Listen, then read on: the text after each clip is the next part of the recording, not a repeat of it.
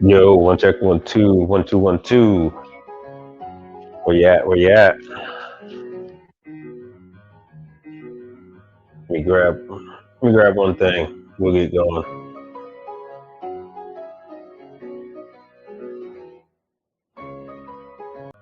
Welcome to the broadcast.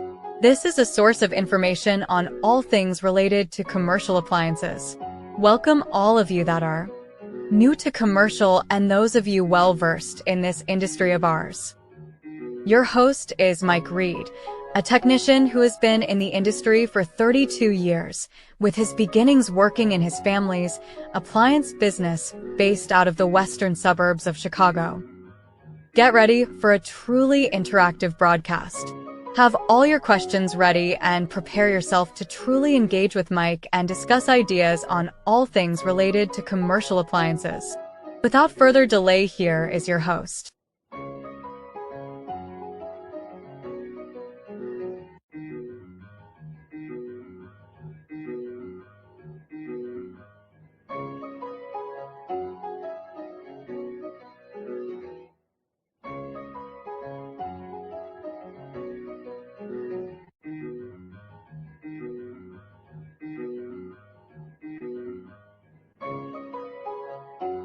Fair use is a legal doctrine that promotes freedom of expression by permitting the unlicensed use of copyright-protected works in certain circumstances.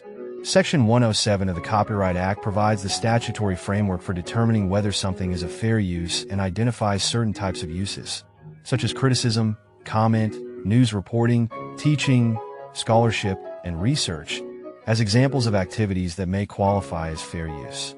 Section 107 calls for consideration of the following 4 factors in evaluating a question of fair use: amount and substantiality of the portion used in relation to the copyrighted work as a whole. Under this factor, courts look at both the quantity and quality of the copyrighted material that was used. If the use includes a large portion of the copyrighted work, fair use is less likely to be found. If the use employs only a small amount of copyrighted material, fair use is more likely. That said, some courts have found use of an entire work to be fair under certain circumstances.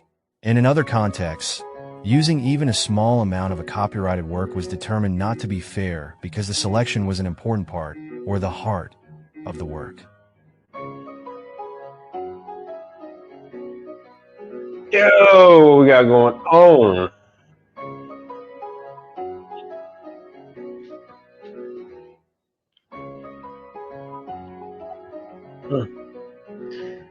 Right. Right.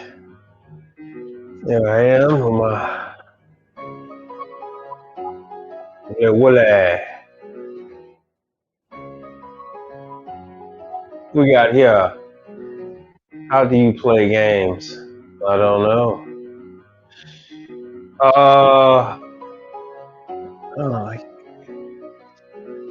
What is this?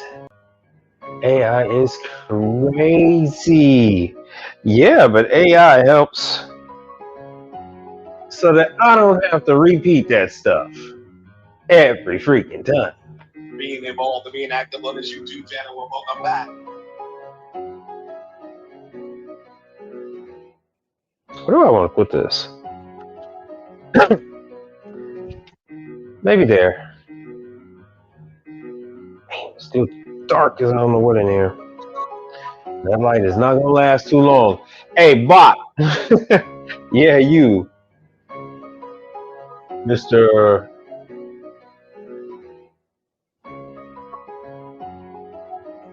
Not to be. What the fuck? I don't know. Jesus Christ, these kids. Man, it's hot as hell in here. I gotta hurry up and put a split system in this joint. See if I can find a freaking power supply for this thing. It's gonna be a short show if I don't.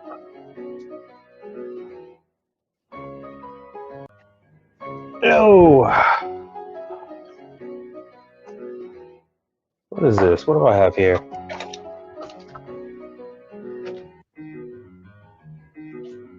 All right, let me see what I got. Getting going. I got a chance to check out Mike Sneed's show last night. That boy Mike is wow. That boy Mike is wow. Oh, damn. Yeah, boy. Yeah, everything. Yeah, we all get caught up in life.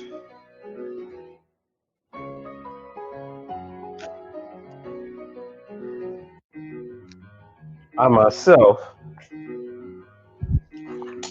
have a favorite saying. Pulling shit down. I myself have a favorite saying. It's called abolish marriage. Now, I know I got like 3-4 wives that watch me, but yeah, I'm for real on that one. Oh, I am destroying our little makeshift studio.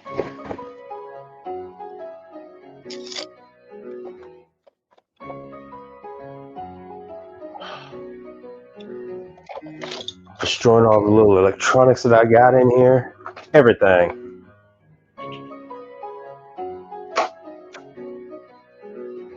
Fun times. Anyway, I'm going to put up a much bigger. I got an older TV. I've been wondering what to do with it. Now I know. I'm going to put it up. In the backdrop and connect it to either a tablet or a laptop. There we go.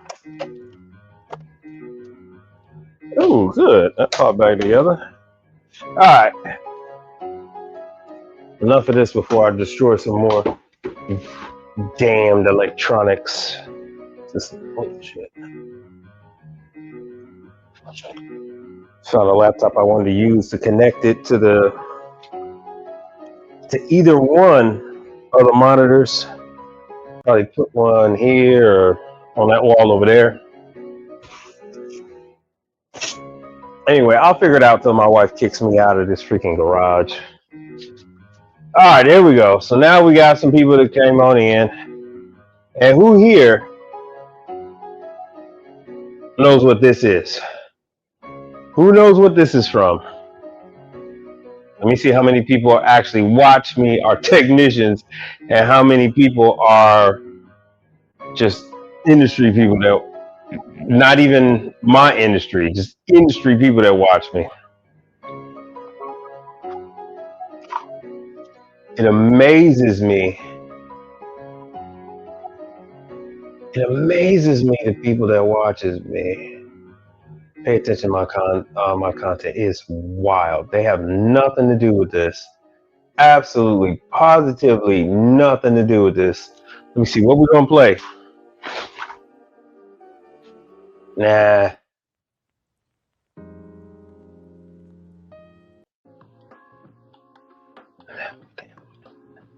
I'll bring it down some more. Yo, so let me see what we got here with the comments. Alex said you spoke to Rob. Yeah, Rob from Habco. He's a weird dude, man. I got a job to do for him right now. A while ago, you talked to Rob from Habco a while ago, and he told me I have to be R290 ready.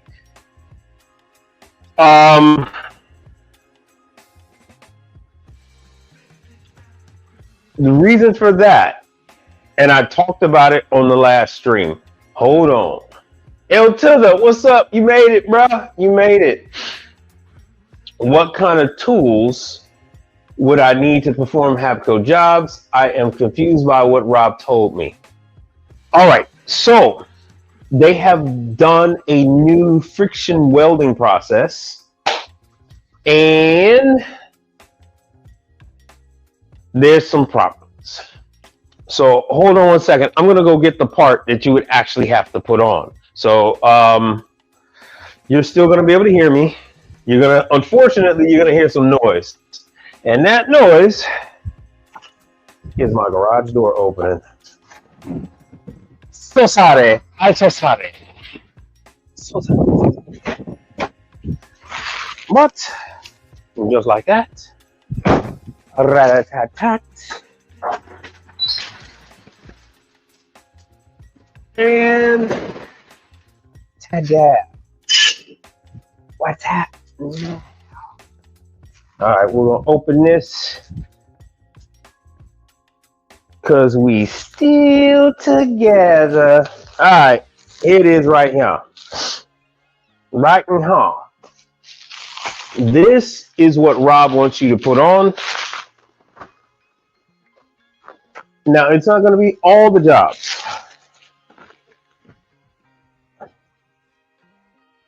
You Latinos have been misbehaving, so we are not going to do any Espanol. Oh, none of that. So I guess I'm going to have to switch to Polski or Francais. We're going to have to see. We're going to have to see, since the Espanolos want to burn people's cars up, call people names. Not cool, man. It's not cool. Y'all starting some shit. Don't start no shit, won't be no shit.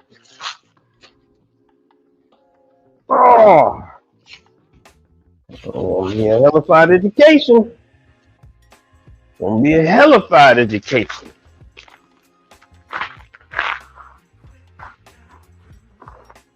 All right.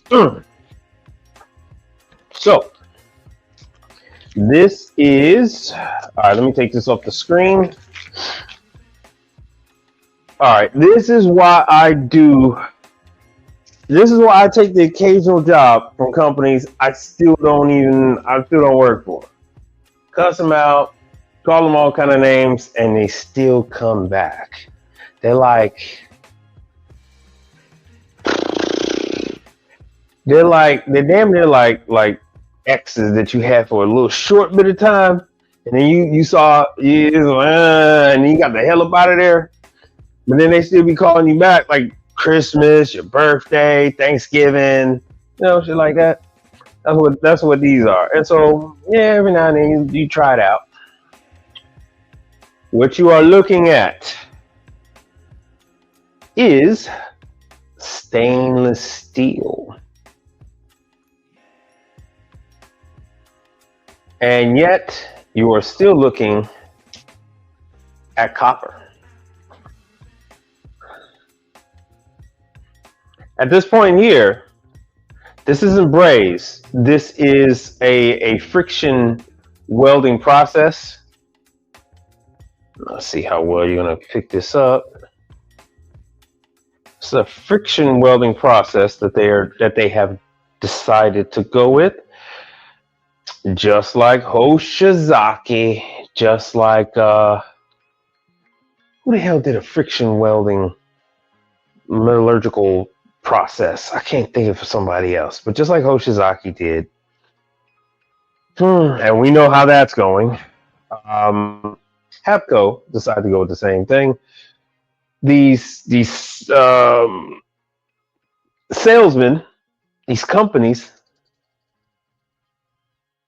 they go around and they tell them how they can save, all of this money. The machine is going to do all of the work. The people don't do the work. They no longer have to do the brazing, so they don't have to buy the oxygen and the acetylene. They don't have to use the brazing rods, yada, yada, yada, all this other stuff. And it's 99.99% perfect. Plus, it gets tested on the way out the door. And here's the filter dryer that they send out.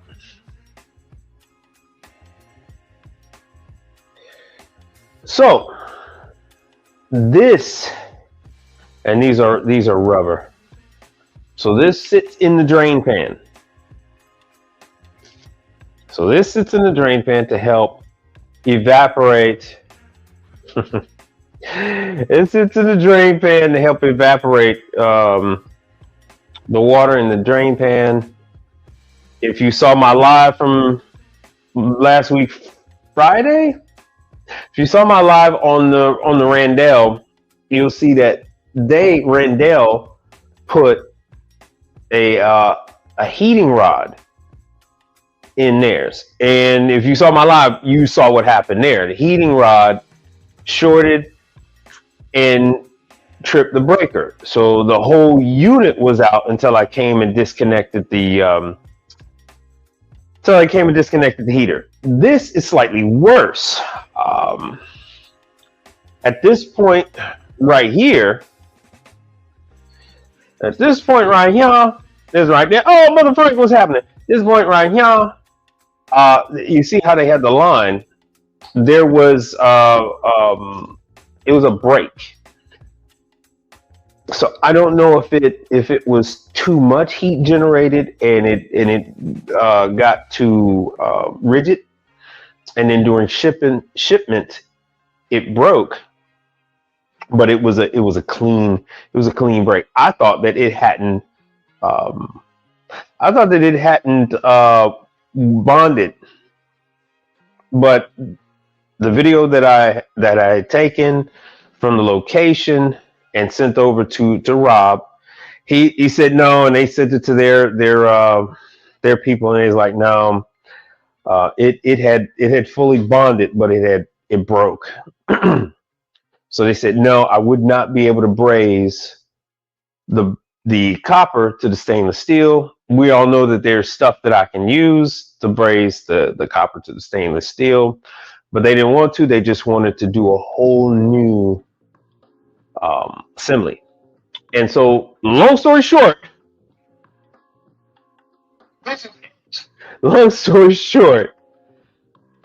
this is what Rob wants you to change, because this is a slightly different situation than just a cassette. Is it still the cassette?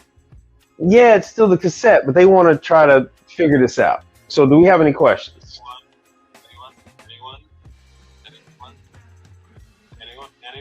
Anyone know the effects?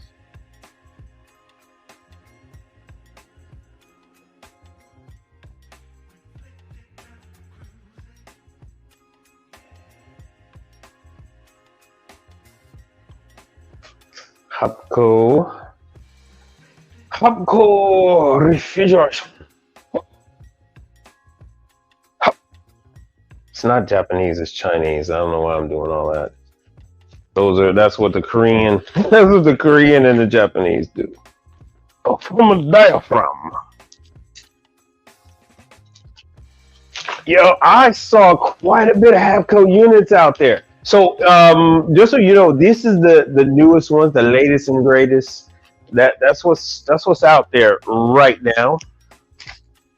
I'll just have to put this back. So I am going to go ahead and do this. This just so happened to belong to a arcade company. They provide the games to Dave and Buster's and stuff like that.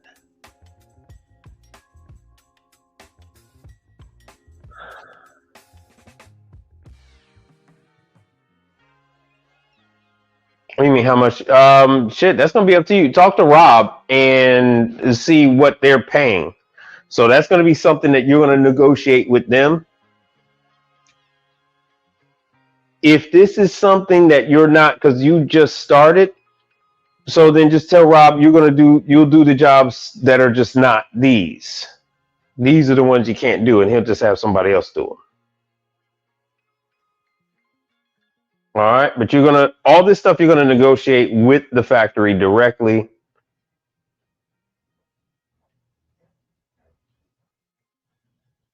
What time is it? What, brother? Did you just? God damn it, brother! L to the brother. Did you understand? Did you understand?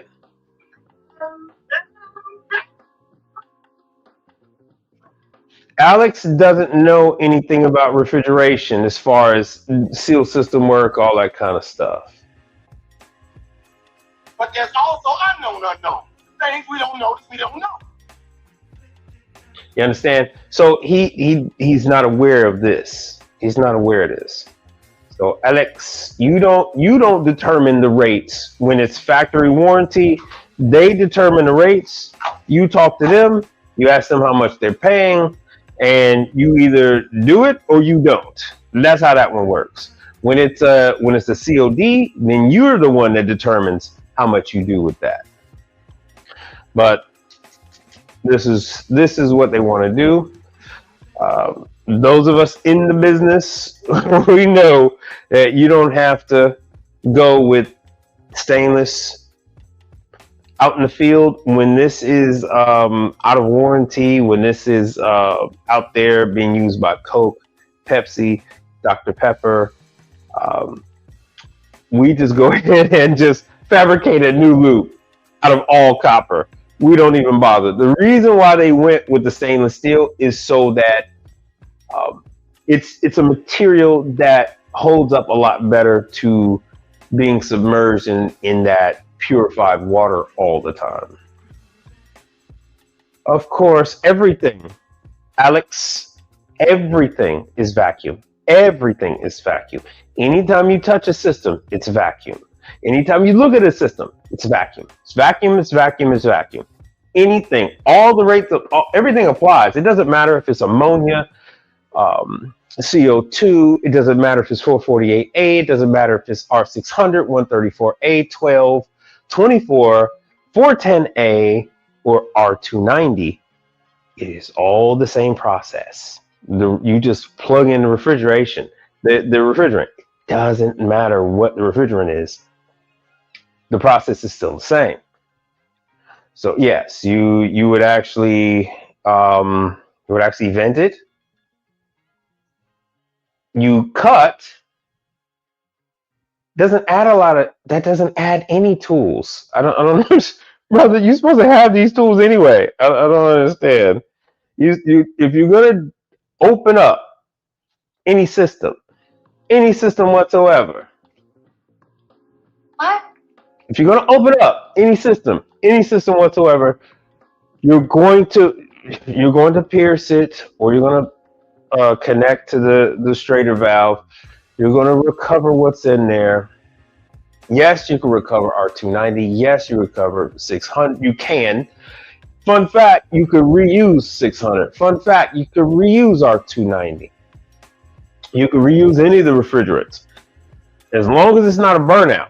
As long as the system hasn't been opened up to the atmosphere as far as a refrigerant leak or something like that, you're going to have pure refrigerant in that system.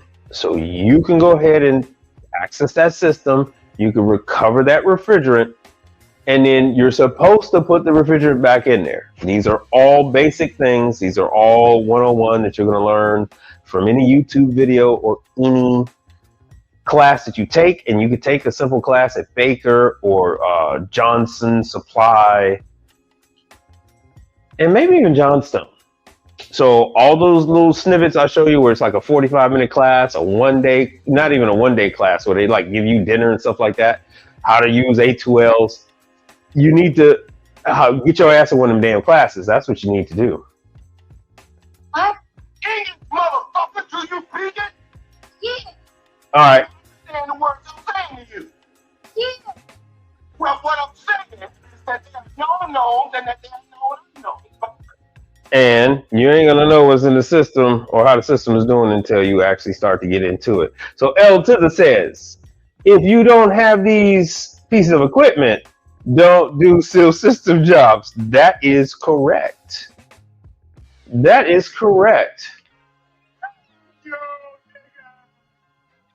Oh, fuck me, man. Why are you not paying attention? Jesus fucking Christ. I just got through telling you. Fucking pay attention, man. Pay attention. Anyone? I'm going to do this one more time. I'm going to do this one more again. What you see on your screen. God damn. What you see on your screen. This is Hapco. They still have the cassettes at the bottom. They still have the cassettes. You pull in and out. They are having. Hold on. Is this thing on? Is this fucking thing on? I am still holding it in my fucking hand. God damn. I'm still holding it in my fucking hand. They have done a friction welding fucking process. It is not working out too well. They want people to replace it. This is not fucking normal. This is not copper. This is copper. This is stainless steel. This is fucking copper. Here's where the two join. This is something new. Pay attention. This is something fucking new. They're having a problem. Instead of taking the cassette out and shipping that heavy ass cassette, they would prefer to just ship this out because they're having some issues. Now, you could take the cassette out and you could take it to the house and you could do it. You know, you can go ahead and plug up. Well, it's going to have the controls and everything else like that. I did my video. You can check it out. You'll see the cassette, and I'm doing like this on the screen. For the third goddamn time, they are having a fucking problem with the friction weld process. This is not normal. They want people to go out and fix this. They want people to go out and embrace this in. This is not normal. These units are still out there. There's no friction welding process on these units that are out there, that have been out there for the last 10, 15 years. They are not friction welded. This is something new that they are having an issue with. This is what we do when you're dealing with warranty. Let me put myself back on the screen. When you are dealing with warranty, that means the shit is new. The shit is not old. Warranty, new. There is no such thing as warranty on old equipment on the commercial side.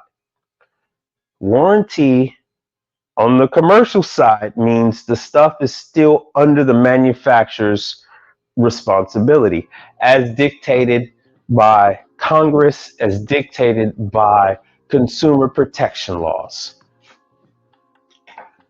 So we see the new. We see what's happening. We see this kind of stuff gets caught typically before it gets to the customer. Like I said, the friction welding process is breaking during transit. So as certain clients get it, they plug it up before they go ahead and ship it off to their customer, because these people are distributors. The end user is Coke, Pepsi, So when Coke, Pepsi, Dr. Pepper get it, when they get it at their warehouse, they go ahead and plug them in, see if they're working, see if they're cool. And they're like, oh, some of these ain't working. Bossy ain't working. So then they make the phone call and they say, yeah, hey, Rob, send us a cassette.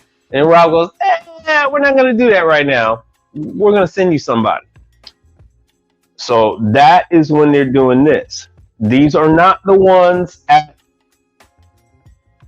Walgreens Pharmacy. These are not the ones like, that's it. These are not the ones that are typically what you find at the pet shop. These are ones that are being shipped to Coke, Pepsi, Dr. Pepper, and other such vendors. They have their own warehouse. They have their own trucking distribution. They test each unit out before they load it, onto the trucks with the beverages. And they say, those you're typically not going to see them. Why? Because Hapco sends them the cassettes directly. Hapco wants this fixed. They want to try to salvage this situation. My guess is they probably spent quite a bit of money. My guess is there's probably some kind of reimbursement that the company that is selling them the friction welding process is probably under obligation to reimburse some of this money. So Hapco is probably going to take advantage of that. Well, so that's the thing. The units, that's the thing. the units have to be cut out. So these are going to be, the original is going to get cut out. And I got the video. The original is going to get cut out. And maybe Rob wants them back or whatever. So that way they can get there. Like mine, I sent the video. So they don't exactly need, you know, mine back. You can clearly see that the copper is going in and out and on its way to making little metallurgical babies. So it was in high def. So they had what they needed. But once you take it out, you know, like I said, more than likely the company that sold them the friction welding equipment is probably covering a certain amount of it as like a guarantee, like, oh yeah, you can use our equipment, and if you got any problems, we'll cover blah blah blah up to so and so. So that's the thing, you know, that's why they're having this done. Is it something that's happening out in the field? Is it something that's happening in the factory? That is what they don't know. This is it. I'm telling you, this is it. And for L to the, this guy gets it. So yes, so they are having technicians fix this in the field. So Alex, you can't do these. So you have to let the hell's his name? You have to let Rob know that you can't do these. You can do the ones that are just going to be cassette changes. You can do the ones that are going to be sensors, controllers, condensers, condenser fan motors, controllers, and all in all, the whole cassette. But you're not able to do the refrigeration work. So it is what it is. So it's not like you want to turn around and be, you know, Mr. Perfect out there in the field. I wouldn't even bother with it. Because for you, it's going to be a financial disaster for you. Because you're not trained on it. It's going to take you forever to do it. None of these factory warranty calls are going to make you rich. These factory warranty calls are only for you to learn. These factory warranty calls are only for you to gain customers. Everything else, no, you're not going to gain any type of income. I mean, if you had an additional guy working for you, then it's something to do. You got some, you know, filling in his schedule in between some other jobs you got for him, stuff like that. But that's what you're looking at. That's what you're looking at. Hold on a second. Let me show you this. Oh, let's see if I can find the cassettes.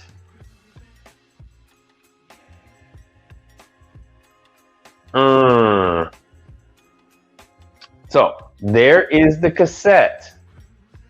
There is the cassette.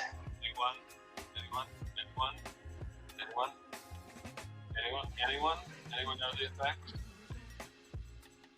So that is the cassette. They are not replacing on this one, this situation. They're not replacing that. They want these fixed out in the field. So if only do what you can do, and you can't do this, so don't do it. Don't do it. So ordinarily, you would just pull this cassette out, disconnect the wires, reconnect the wires with the new one. You know, you're plugging in the new controller and all that, and away you go.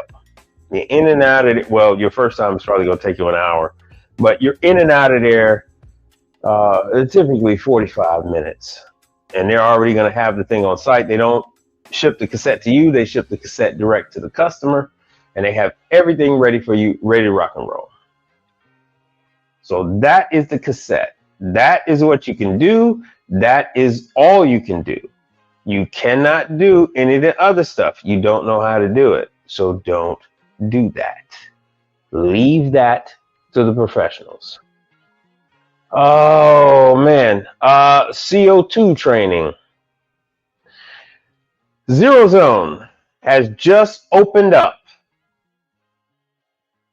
June, the class for June. And the class for June already has, how many in this class? Oh, so, okay. So no one has signed up yet. My guess is they just put this out today. My guess is they just put this out today.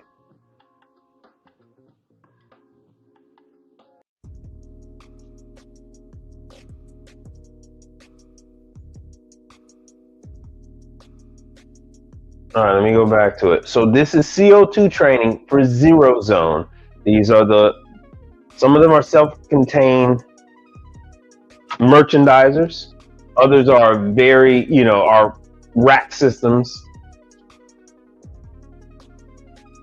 Grocery stores, Dollar General, some dollar stores, Family Dollar. 2 full days of training.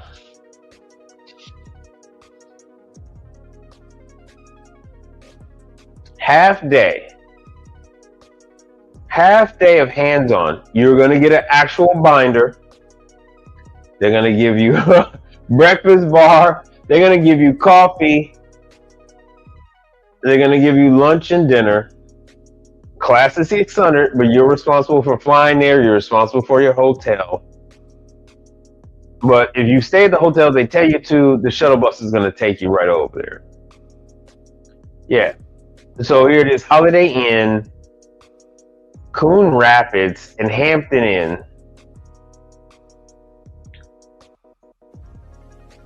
So you need to bring your steel toes or your composites. So there it is. You got to go to Ramsey, Minnesota. Say what's up to the Somalis. And there is the QR code if you want to register for the class.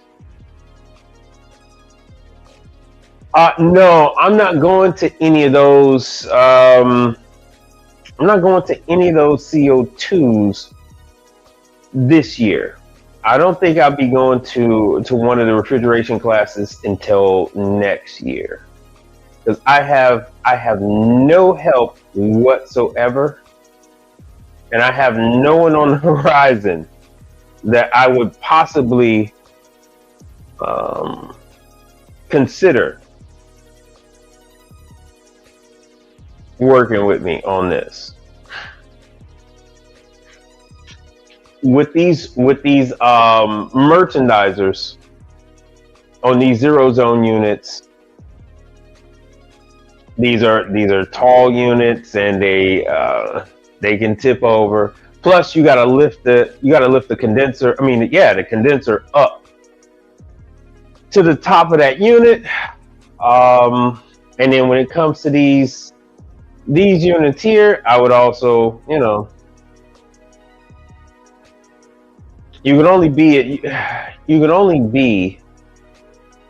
in one place at a time.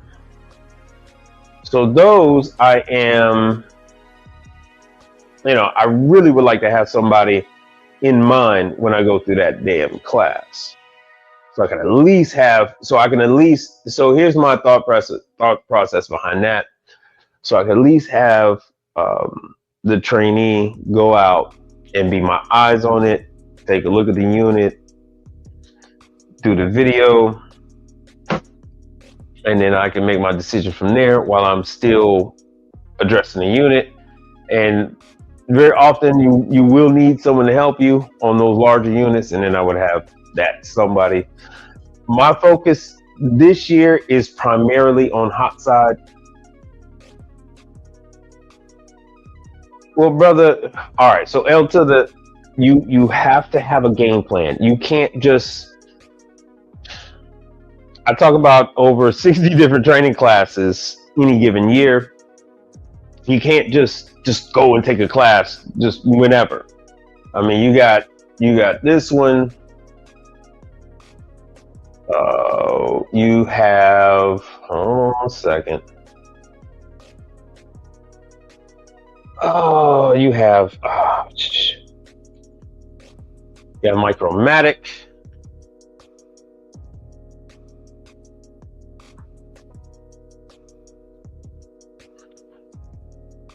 Well, here's the thing. So Elta that says some jobs are going to be hours with this because it's a light commercial, it's commercial light industrial.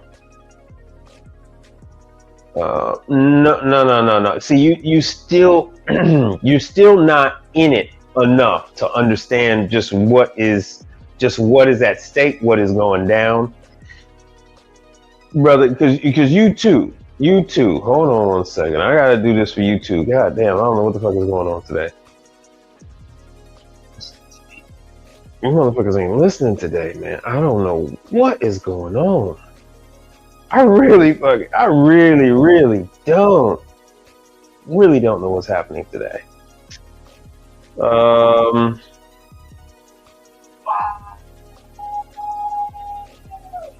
Now, yo, Max Sax, what's happening? All right, so Eltida says the hot side is the money maker. We are a rare breed to do hot and cold. Nah, there's even more rare breeds than that, brother. You just wait and see. So, let me turn this down some more. Let me turn that down some more.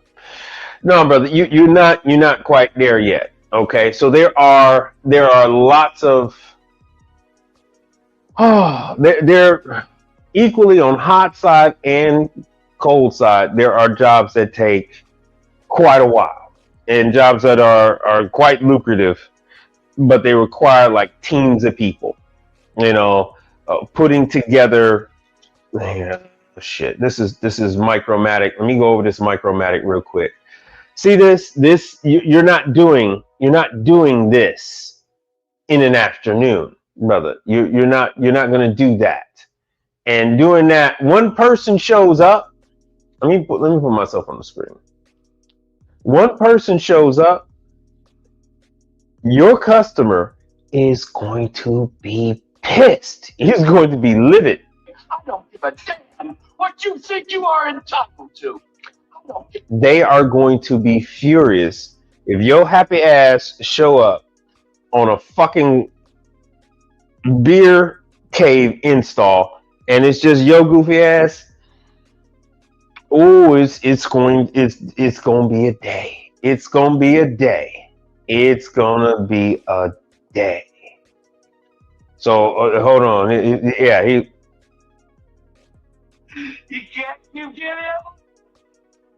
You think that you're gonna go ahead and run install a power pack up on the wall? You're gonna put the refrigerant lines through walls and through the roof and mounted and put together a beer cave that's supposed to be put together by a minimum of 2 people. It can be put together with more than 2 people. And you just gonna show up and do that by your damn self? No, that's not gonna happen. That's not gonna happen. I really don't know what he said at the end of that. It's not gonna happen. Ooh. Yeah.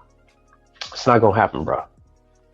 That is a job that is going to require that you are obligated to have a team together to put this damn thing in place. People are very often running on timelines with these beer caves, with the refrigeration cases and all that other stuff. You can't just go on these jobs by your damn self, rolling on in with your damn I'm gonna do this for myself. You can't just go in there rolling in with your Vito tool bag on the wheels with the Louis Vuitton tool bag. You're not doing that. You can't just roll in with your pack out roll in toolbox. No, these customers are going to expect at least 4 people to show up on these jobs. 2 is fine, but they would like to see at least 3 or 4 people. You got to put doors on units. You have to set these things, level them. You need hands, and you don't just need. I had to explain to some of you guys, labor ready. You don't just need labor ready. You actually are going to need people that know what's going on, know what's expected of them as they're helping you set the door. Drilling in. Oh, I don't have a door here. Damn, I don't have a door here. But you're gonna have a virgin door, and you're gonna need to put the damn door together. You're gonna need to put the door sweep on there. Let me see. I got one on here. You're gonna need to put these on. This one just snaps on, but others you actually have to drill them in.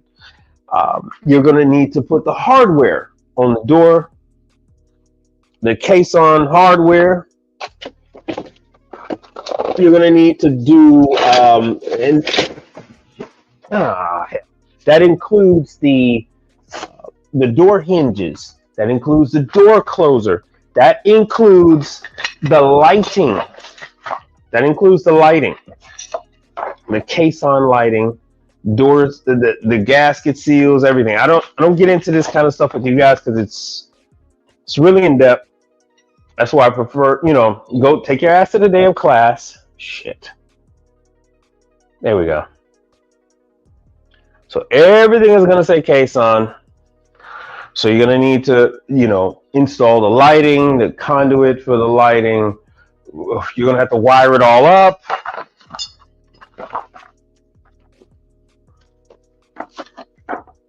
You're gonna have to wire this stuff up. You're gonna need to seal it. You're gonna need to seal it. You're gonna have a number of things to do, and just one person showing up is a death sentence for your would-be business. It would be a business no more, is what it would be. So education is one vital piece of the puzzle. It's yin and yang. It's for every action there's an equal and opposite reaction. You can't just show up at a job site with 4 people and think y'all gonna bang it on out with no education. Likewise, you can't just go and get the education and don't have the manpower to back that up. So it's a thing. It's a process. No. It says not. You got that vision. Okay, Willie Earl. All right, goddamn. Okay, I see today is going to be one of these. I haven't got time for this Mickey Mouse bullshit. It is one and the same, goddammit.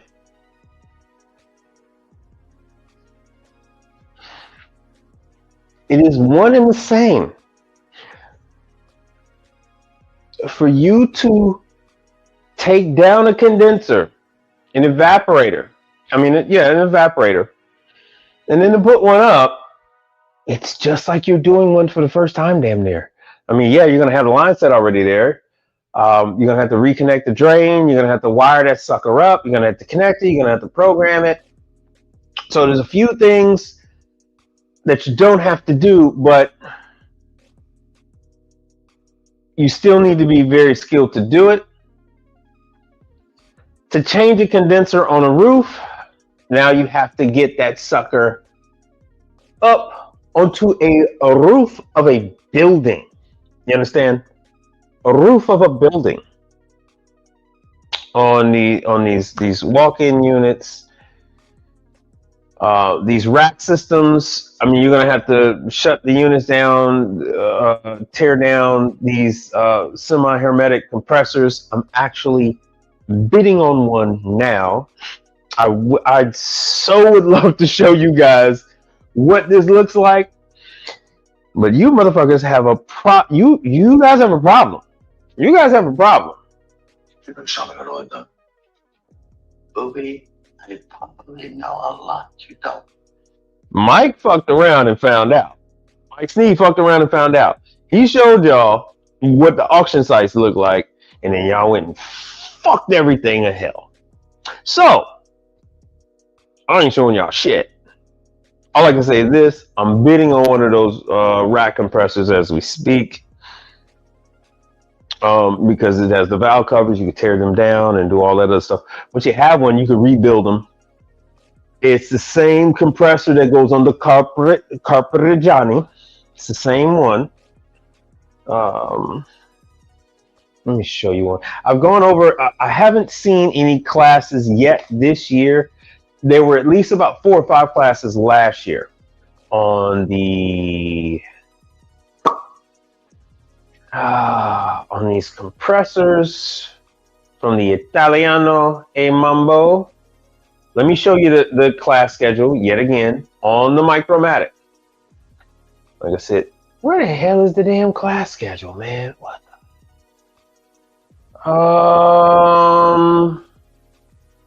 Let me go to warranty and support. And yes, they have a whole, oh, there it is, education. You have to do this to get to the damn education. All right, so they have, see, these are the boxes. Those are the power packs right there. They pump the glycol through the truncated line, through the lines that carry the beer, keep the beer 38 degrees. Yeah, keep the beer 38 degrees from the beer cave all the way to the tap. That is what the goal is, to keep the beer at temperature so it doesn't foam up, so it has the right taste that everybody is looking for. This is a 3-day. Oh, damn, my bad. Let me make this bigger. This is a 3-day class. It is about the same. I think this one's about $700. 3 different areas of the country. What are we on here? April, yeah. So May. So the Northeast is May 12th to the 14th, and Central is coming right up, 5th to the 7th. But you don't have to rush with that because they do this like this all throughout the year. All throughout the year. So that is the workshop. You see, they're all wearing jackets, not just because it was wintertime, because they're in a cold ass walk-in that you're going to need to make, by the way. Cold ass walk-in. So these are all things that you'll be responsible for. Every bar, every brewery, your Olive Gardens, your Red Lobster, your Twin Peaks, Hooters, Tilted Kilt, Hoyos Locos. All of these type of places, they have beer caves, and this is how you learn how to install them. This is how you learn how to maintain them. It is very often one in the same, because you can't repair this stuff without disassembly. You can't repair this stuff without taking half of it apart, to be honest with you. Oh yeah, so I was right. So the class itself is $625. Once again, they give you a training manual. They're going to give you supplies and meals. and they're going to teach you how to deal with the direct draw, long draw, and air-cooled beer tap systems, troubleshooting, line cleaning, which is you're really not going to use most of that. Unfortunately, you would do line cleaning if you're doing the work for the liquor distributors, but they provide line cleaning as long as you are purchasing beverages from the distributor. The distributor provides line cleaning. So it's all the ones that do craft beer.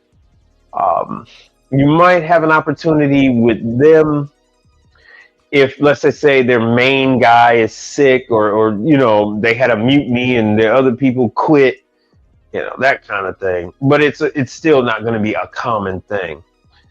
World-class training manuals, certified results.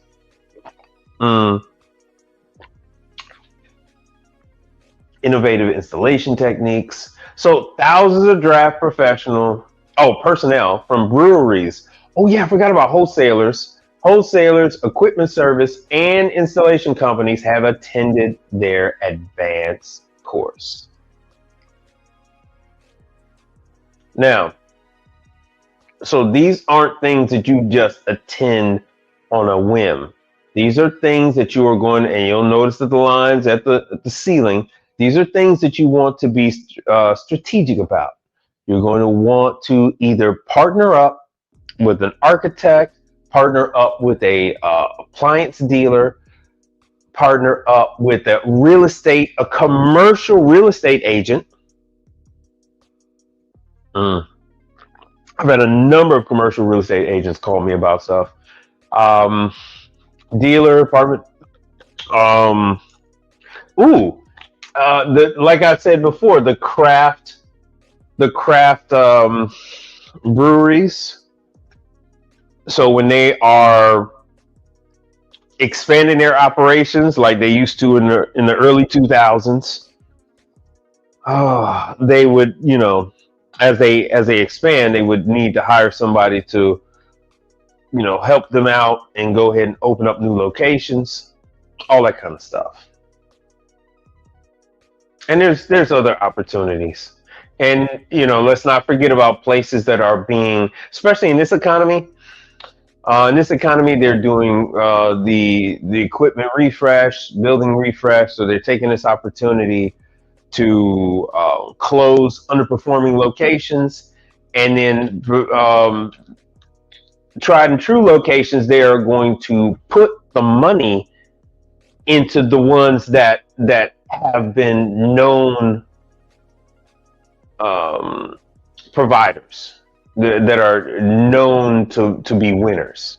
That is what they do. Close the underperforming stores and enhance the performing stores. So this is what I was telling you about on the cold side. Both of those would often require multiple people on these jobs, even with repairs. Some repairs are going to, like I said before, some repairs are going to require you to remove all of the lines and other stuff and give them all new lines. And they don't want to just see one fucking person show up. They're going to be pissed. Like, wait. We're hiring you. We paid you to redo all the fucking beer lines and then run them and flush them and blah, blah, blah. And just you? You're the only one that's going to show up? Oh, yeah. Nah, you ain't going to make it. You ain't going to make it. I really don't know what he said at the end of that sentence.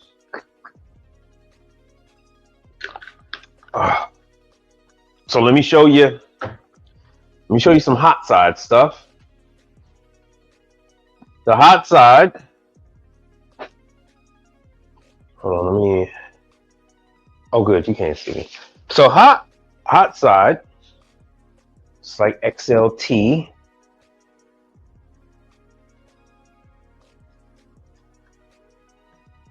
Once again, that's going to require a couple of people to go in and put this stuff in, move things around.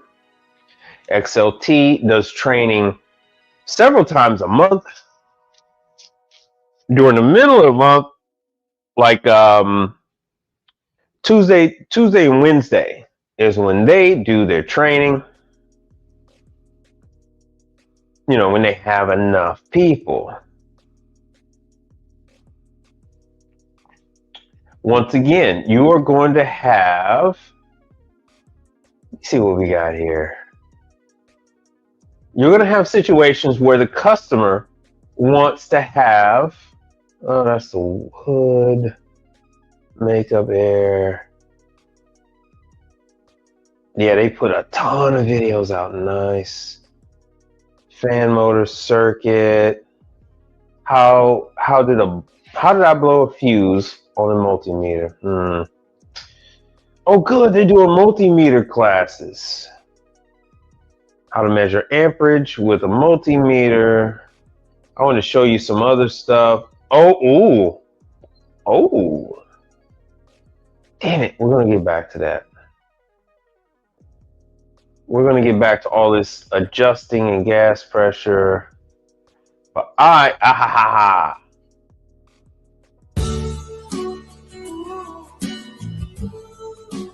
right, so real quick, want to show you guys how to damn it, where's my sound? look and verify that your XLT oven and hood is stacked properly. So you're going to notice here the shroud, the front of your shrouds should line up with your front.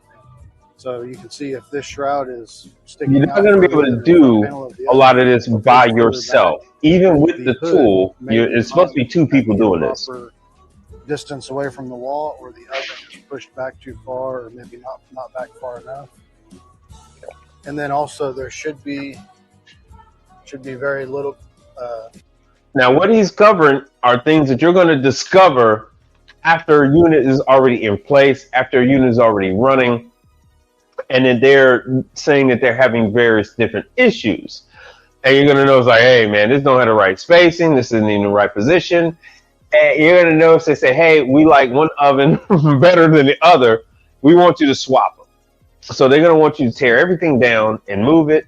You're going to have times where they're going to renovate the location. You're going to have people move the location, and they're going to want this stuff torn down and then moved. Spacing, side to side between the end of the shroud and the end of the. Let's see if I can find this.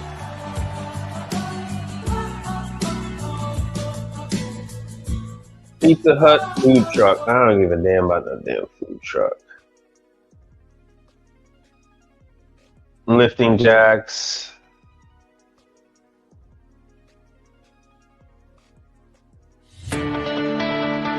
Where is it? So this is a jack.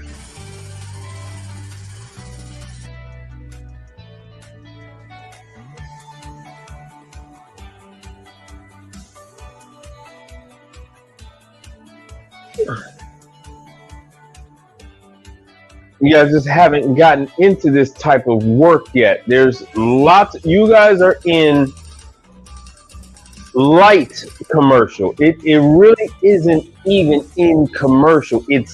This is technically what we're all doing. Well, what we're doing is light commercial. There's commercial, and then you start to get into industrial.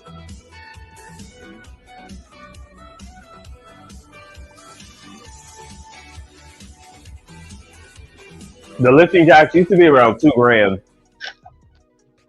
I don't know what the cost of the XLT lifting jacks that happen to be.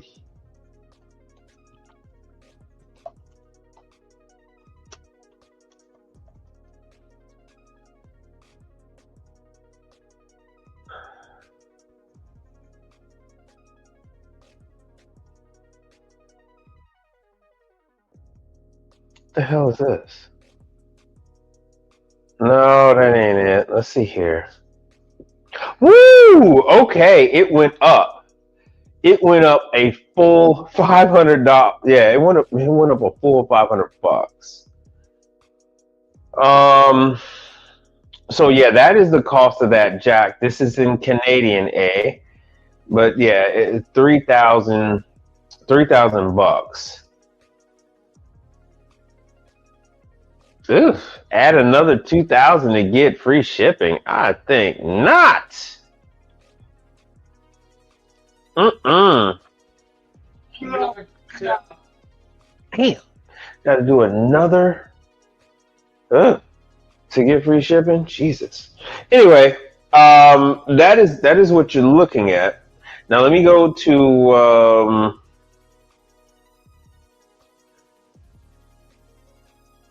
is this the class? Mm-hmm. This is about the class. So this is hot side.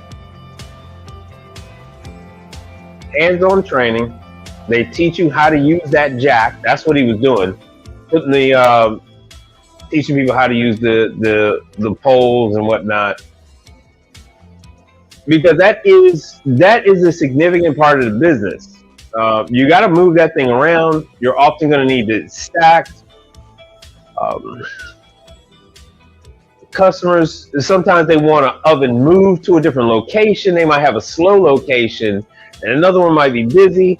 They might say, hey, take this oven from this slow location and we don't use it. It's at the top. We only use it when we get busy, and we're never busy at this location. So we want this one disassembled and taken over to our very profitable location. Take their worst oven and bring that oven over here, and you're gonna fix that terrible oven, that poor performing oven. You're gonna rebuild that at this location, at the slow location. So we can handle it. We can take it. So that is part of what's gonna go on. That's just the business.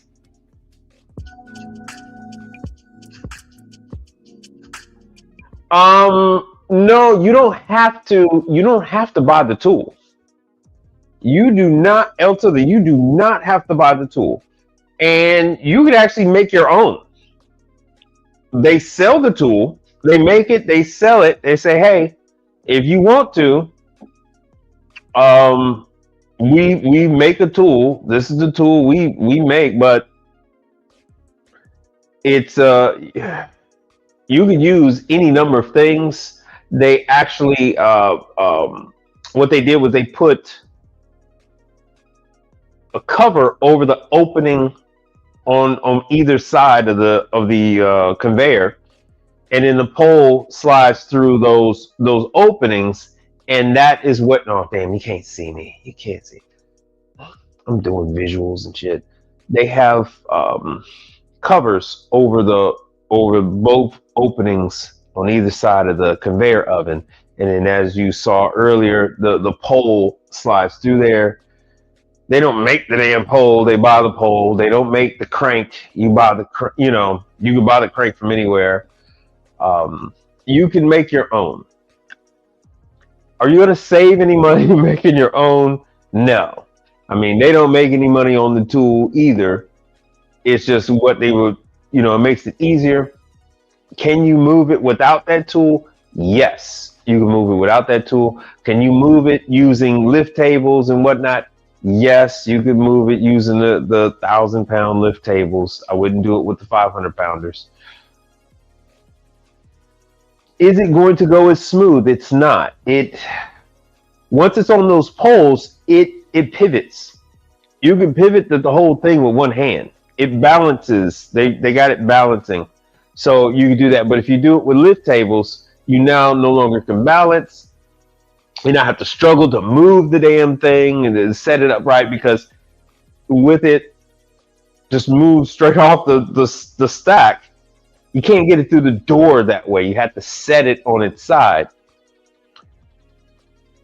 The weight of the unit is going to crush the back where the blower fans are, where the thermistor wires are. They all run through the back. The reset buttons are on the back.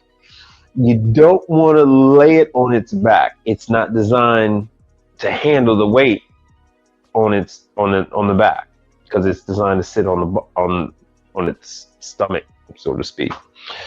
So lift table ain't gonna get it. Lift table ain't gonna get it. Oh, Jesus Christ. What is happening today? What is happening today? Really don't know what he said at the end. I don't understand. Okay, let me help you out here. Let me help you out here. All right, hold on a second. And you're brave, because today I'm not being too nice today. So let me show you what an all dolly. Let's first go over the weight. XLT.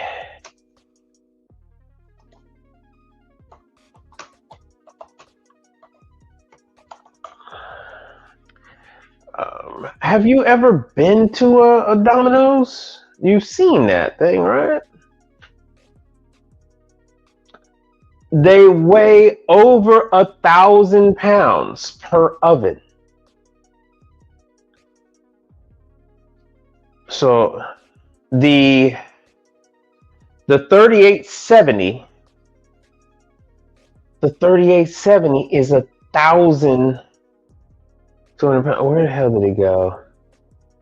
I don't want wood fire. I want conveyor. I don't want gas. I need electric. XLT makes electric anyway, though. Let me go according to there's conveyor oven, Lincoln, and all of those. They look small here, but they are not small. This sucker is not small, but I'm going to stick with the XLT. I'm going to stick with the XLT. There's Star. What the hell's my XLT? Oh, K-Tom, you bastard. You don't have it. Hold on. Let me just go back to XLT. There we go.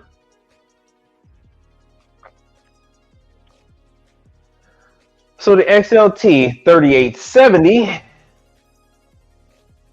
that sucker weighs over 1,000 pounds.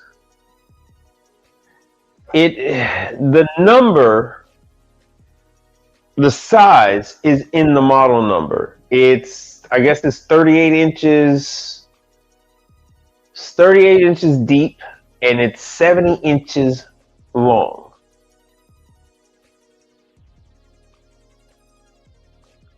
Hold on one second. There's specifications. Yes. So width is 38 inches. And the bake chamber is 70 inches long. So it's 70 inches. It weighs 1,370 pounds.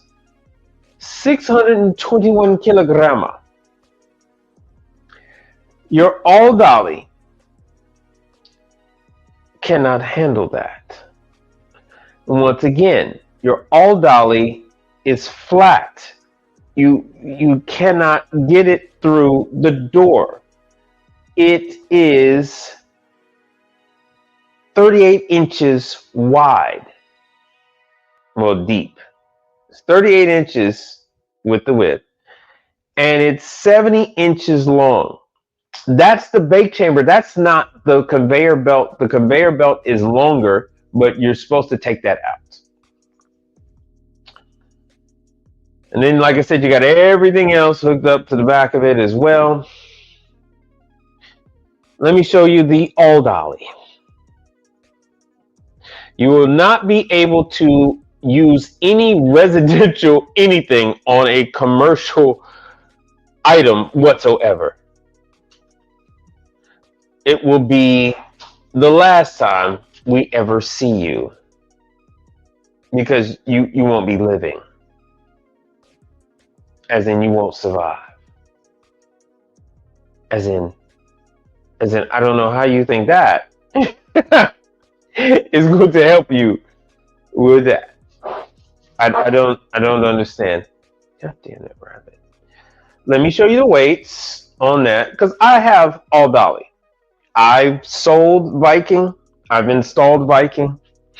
I've sold Bertazzoni, installed Bertazzoni. I've sold Blue Star and installed it. American Range. Oh, American Range. Capital. American Range has a heavy oven. Capital has a heavy oven, but and they don't make any that are this big. They don't make anything. And then, like I said, you can't maneuver 1,300 pounds. So that is just that's craziness. That's craziness. Ooh, yeah. That's craziness to think that you would be able to do anything with that. I actually have two. One of my customers made me one, but yeah, I've had an all dolly since the '90s, since '99. And at one point in time, he had the electric all dolly.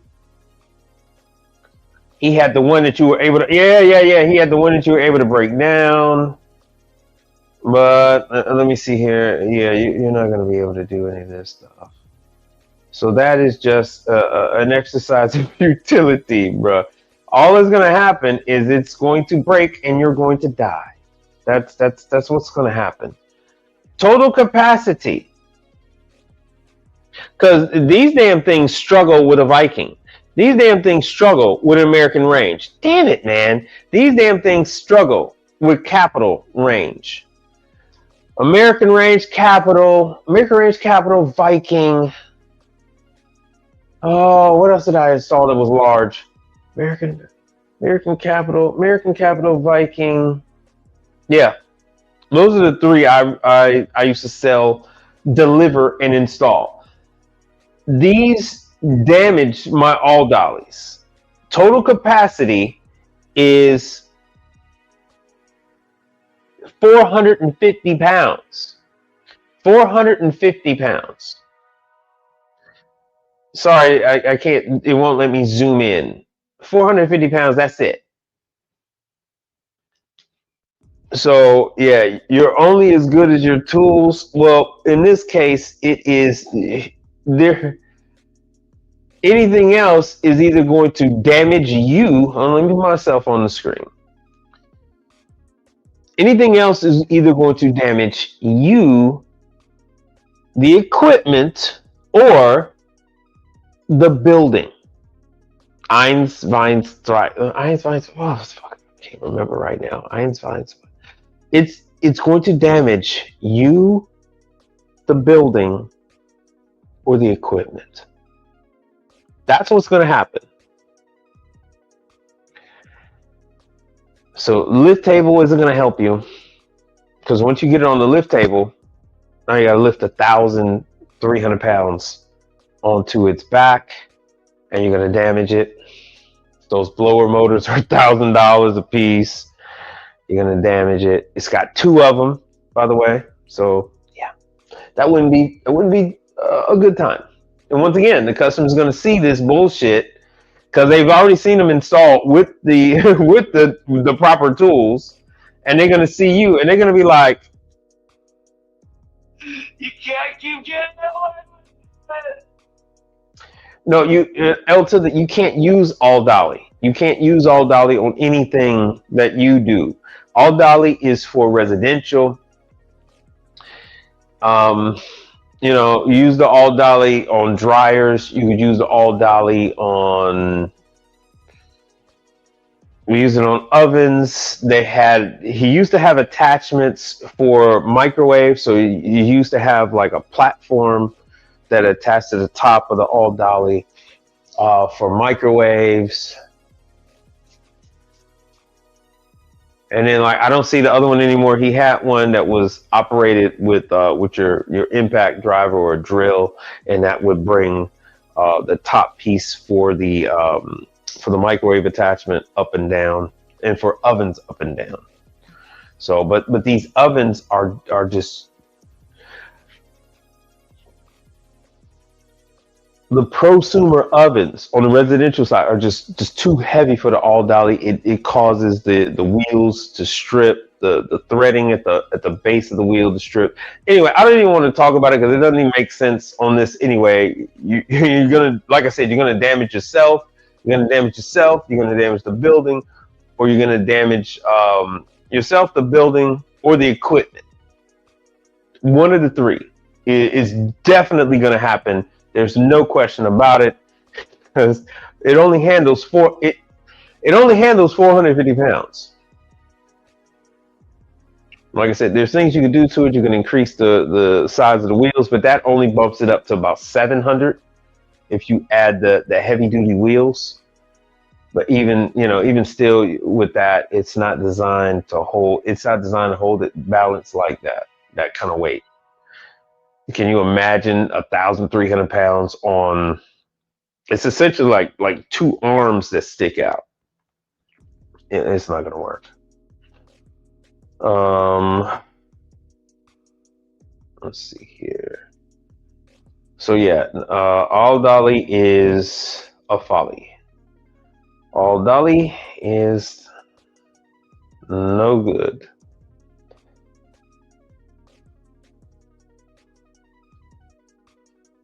Oh, hold on 1 second. Let me go into this. So yeah, and once again, what date was this? This was the Sporland supermarket thing. Oh yeah. So this April 28th in New Jersey. Let me go into Sporland.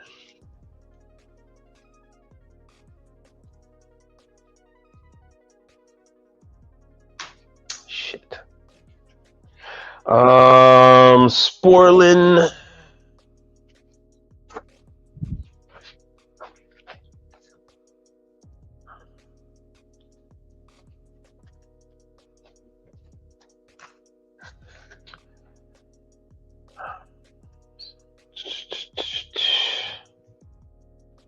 Let me go into Copeland.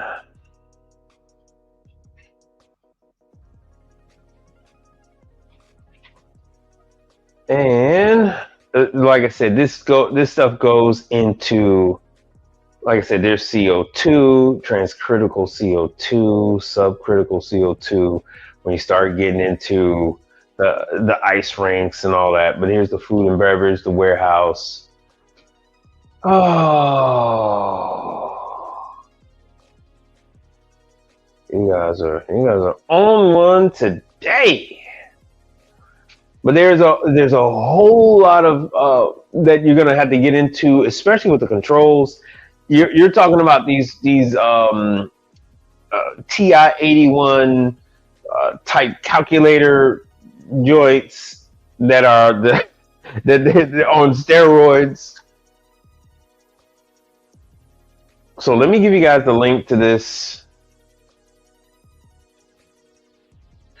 Once again, this is all about education. This is all about training. I tell you, once again, this is all about training. It's all about education. I show you where you get the training, where you get the education, so you don't ask about trying to circumvent shit that's there for your safety, for the safety of the equipment, so you don't damage the equipment. Only people that can really come up with something that is going to be equivalent to what the manufacturer, because it's not like these are sophisticated items. These are very rudimentary items. You would learn over time what's needed, what's going to be able to that you're going to be able to put onto the equipment without damaging it, what size poles, all that kind of stuff. That's what's going to help you. What the height that you want these things to come up to. Because remember, you got to be able to pick up the tallest.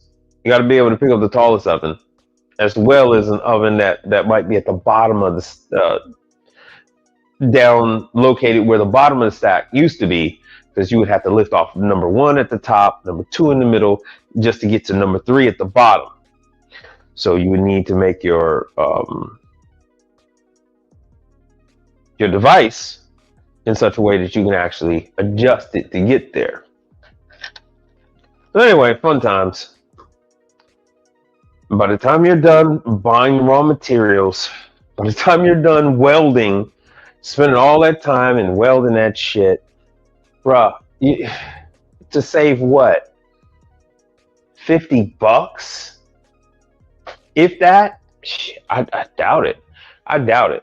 You might as well just buy the shit. Just call it a day. Just buy it. You charge the customer for the equipment. You don't have to get the equipment until you have a customer for it. So you just tell the customer, okay, you ready? Deposit, and I have a tool fee on all of my invoices. So you do that, and you book it out, so it gives you enough time to get the tool in. It is what it is. It is what it is. And like Nightbot says, hit the like button. Hit the like button. Tough love today. Vision. Doling out tough love. Makes I see you cold. Doling out. you know fucked up. But you have to come here because there is nowhere else to go. There's nowhere else to go. So this is Copeland. This is where they teach you about how to every aspect of their products. All of their products. This is where you're going to get it.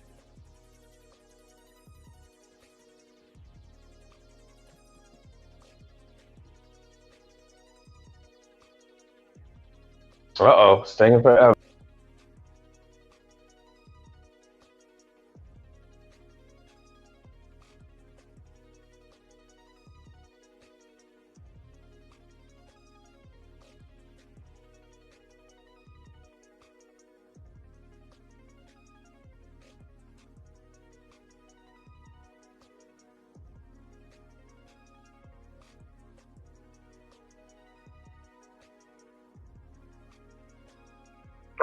Sorry about that. It crashed. Yo, it crashed. Hold on 1 second. Copeland crashed my screen. There it is. Copeland crashed my screen. All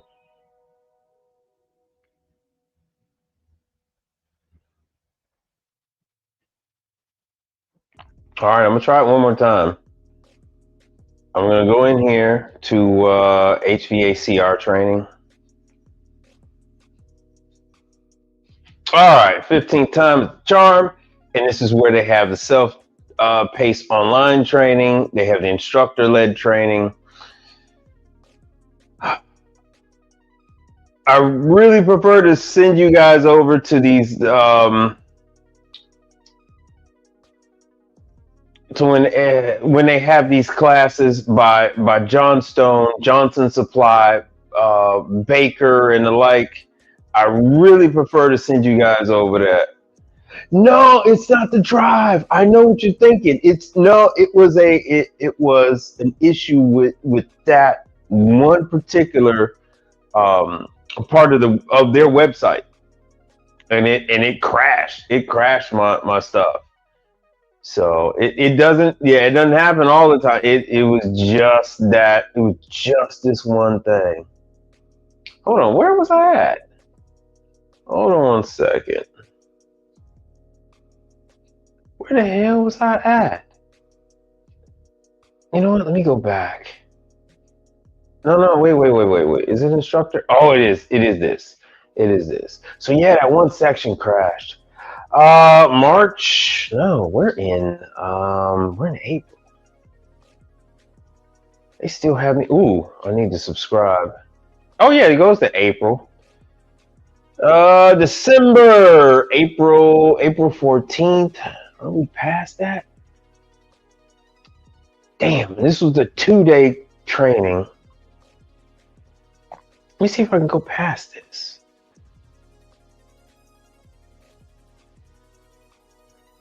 April? So maybe they don't have anything else set up. Yeah, they don't have anything set up for next month. This was last month. I've given you the link, but this is the example of what they do. So Kennesaw, Georgia, this is when they had a class. This is the E5 training. These are for, hands-on. This is for guys that are not entry level. This is the E5. This is not for the uninitiated. Computer says 9. So let me show you the E5 controller. You guys aren't ready for this.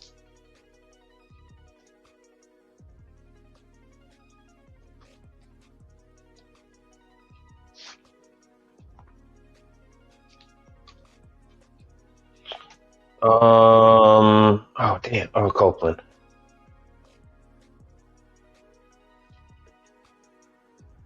Oh, damn it. There it is.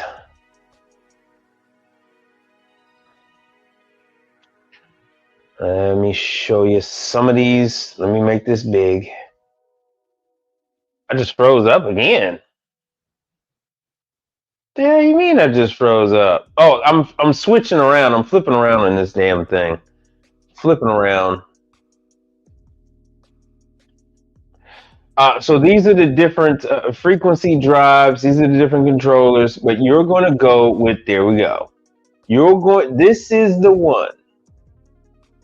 This is the one. This is the E3 or E2. This is the E2. So you just don't hop on into these damn classes. You're gonna, yeah, I know. It's not me. It's Copeland's site. It's Copeland's site is doing all this drama. Trust me, it's Copeland right now. So the E2 facility management system. They would teach you how to use these. The level that you guys are at is this one, is the case controller. That's what level you're at. As you can see, these right here. Hold on a second. Let me make myself here. You are going to be working with these right here, and here, and here. This is the level that you're at. You are not at the E2. Would I be very proud of you to go on up, moving on up on the east side in a deluxe apartment in the sky high, moving on up? I would love to see you do that. That's the whole reason why I'm here. Is to see you move up, go past, well, now they got the K.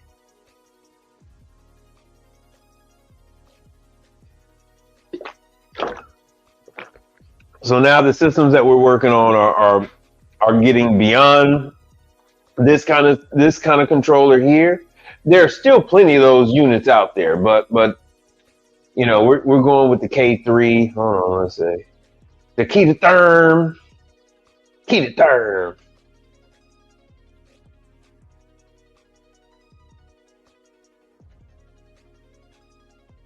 Key to therm. Where the hell did he go? Key to therm. There it is. There it is. So this is a key to therm controller. Once again, all this stuff is walk-in. What you see here is the ability to connect the key to therm controller to a remote monitoring system. So now you can monitor your customer systems whenever you need to. I don't know much about having it set up to alarms and whatnot, but you can have this hooked up and you can monitor a number of different systems, all from their portal. Let me just accept this. They have, and once again, they have classes on this stuff. I've been to some of the classes.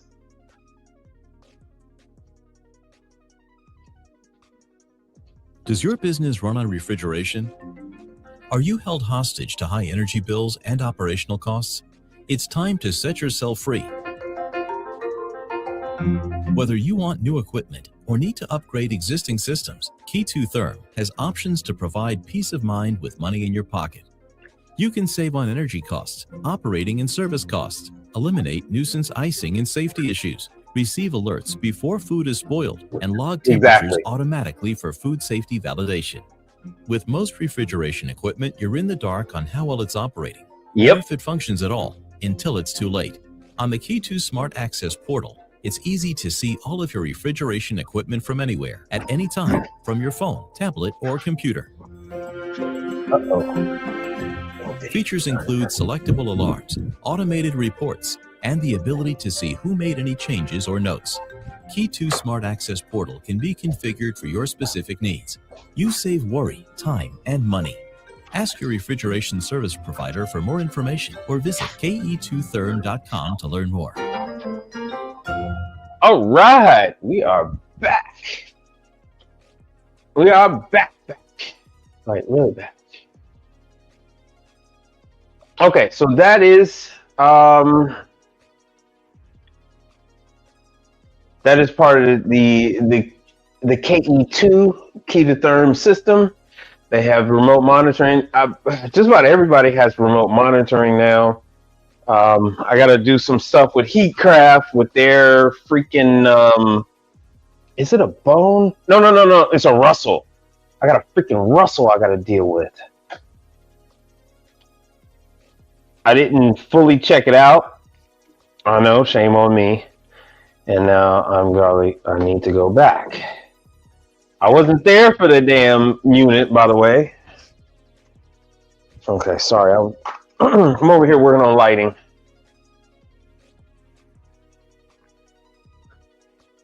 Sorry, I'm over here. I'm sorry, working on lighting over here.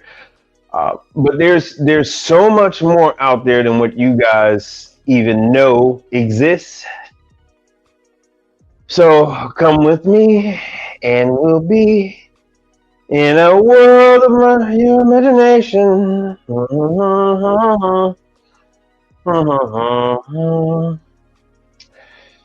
right, 448. 458? No. 454. 448. 448A. All right, we're going to do 448A.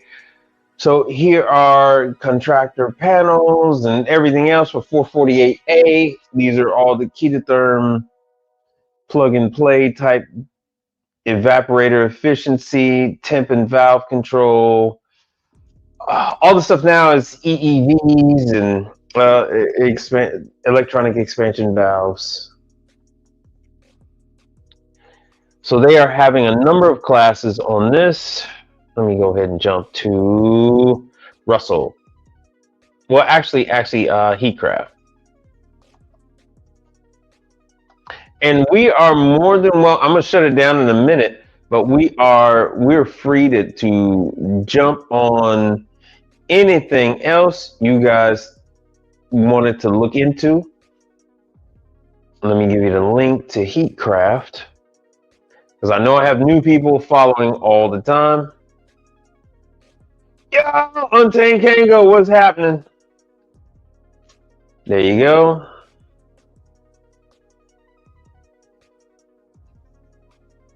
There it is. So this is the link to Heatcraft. Heatcraft has lots of training. They have a learning center. You have to travel to their learning center. Once again, this is going to be for walk-in refrigeration. All this stuff is monitored and all that other jazz. So it is it's going to be quite a bit to take in. It's going to be quite a bit for you guys to learn.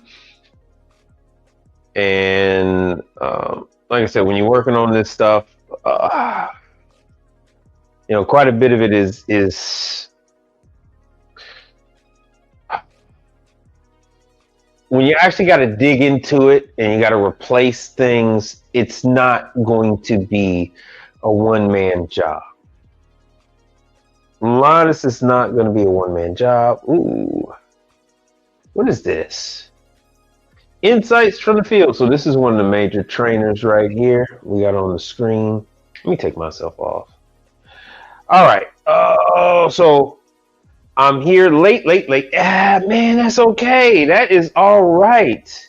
You're going to be all right, man. You're going to be all right.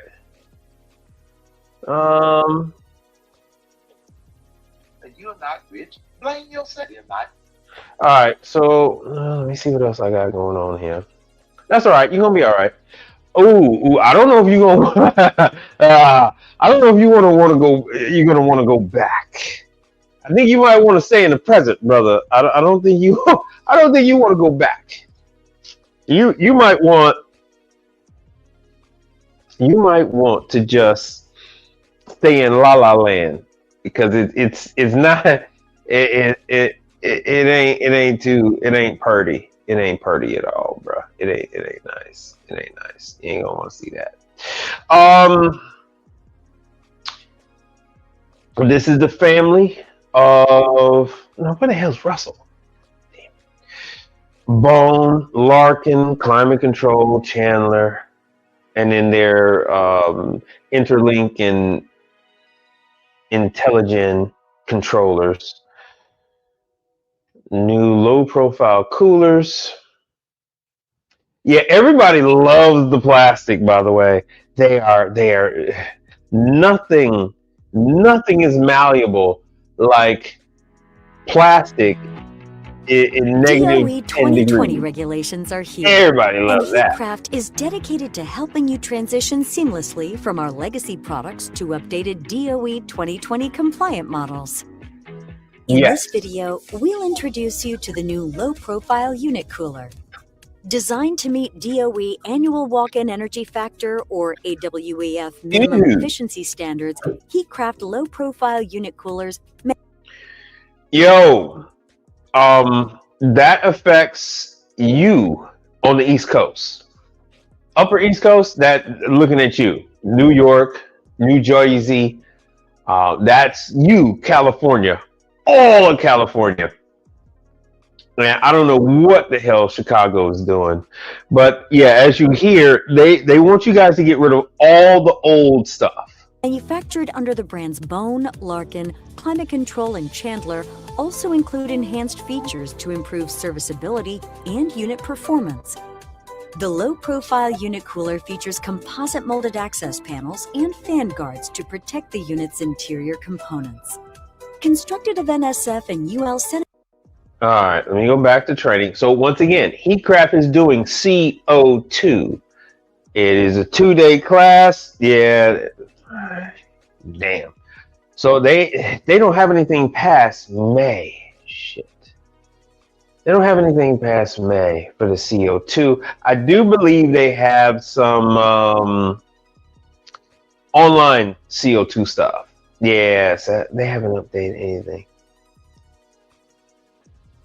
Oh yeah. Oh shit. What am I talking about? So it's May 12th. May 12th. Where is this? Oh, I'm sorry. Shoot. I haven't logged in. And I haven't redone my username and password. So I'm not going to be able to get into that right now. So you got May 12th, they got a class coming up. And shoot, I have to log in to get the location.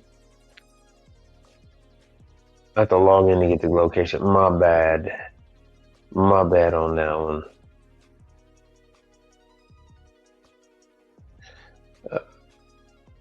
Damn it. Hold on, resources. Let me go back to the training.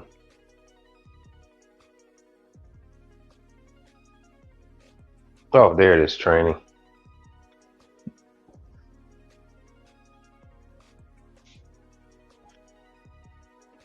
Okay. March. Nah, that passed. So we need May. Oh, damn. There we go. May. So yeah, here's what's coming up in May for Heatcraft. I don't know if these classes are gone already or not. CO2. A lot of stuff is going with CO2. If you are going to get the training, CO2 is what you need to do. CO2, hold on. I just saw somebody had a, where the hell did my thing go? Oh, there it is. You signed up for the true manufacturer class, no email verification. Yeah, you don't really need an email verification on, yeah, you don't really need one on the true one. I'm hearing a lot of different things. I've attended the training class twice now, and it's interesting. Some of the trainers are covering different things. Some are going over refrigeration more than ice. Some are covering ice more than refrigeration. I guess it depends on what the makeup of the classroom is. So if everybody in there is tried and true on the refrigeration, they will spend more time, if not 95% of the time, on the ice machine. But for those that are uninitiated, they're going to try to do a balance of refrigeration and ice. So my suggestion is to get there early, talk with the trainer, let them know your background, what you are looking to get out of working with True, and then they'll take it from there. So the instructor that I had, he did cover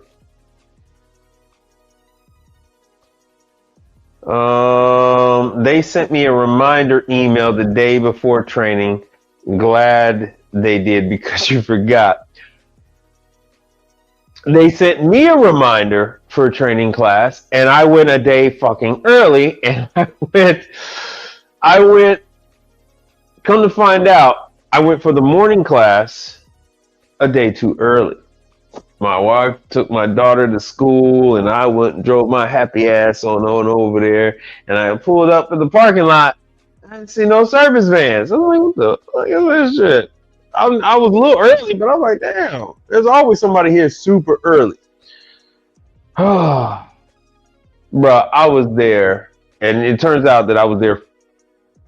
I thought there was a morning class and an evening class on the same day. Turns out the 14th was the evening class and the 15th was the morning class. And they sent me that damn reminder, and I went for my morning class on the 14th, and there was no class. So be careful about what you guys aren't. There was only a few cities like that. So you guys aren't going to have that kind of problem. My bad. I don't even know why I brought that up. So what your trainer probably will cover is environmental conditions on True refrigeration. My trainer did emphasize the TSSUs, and then we'll come back to. I don't want to lose this one right now. We'll come back to this.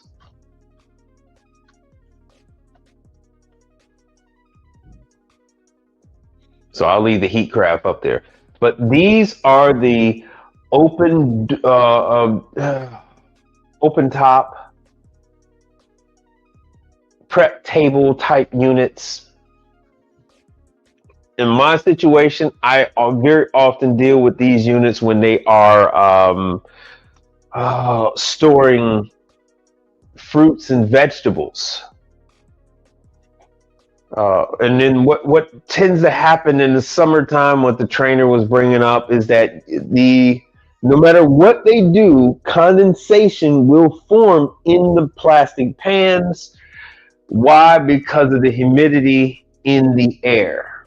The place doesn't have the place it's not climate controlled enough to prevent moisture from forming inside the serving containers. They don't have the lids covered You know, the top, as you see, each and every one of these has a top, and they don't bring the top down. That humidity, no shoot, that humidity, you know, comes in contact with these very cold items, the strawberries, the blueberries, onions, Brussels sprouts, cauliflower, broccoli, spinach. Oh, the damn spinach! And then there's all this water that forms in the bottom of the bowl, and it will often like wilt the spinach. It will often dilute the macerated cherries, the macerated strawberries and stuff like that they might have had prepared.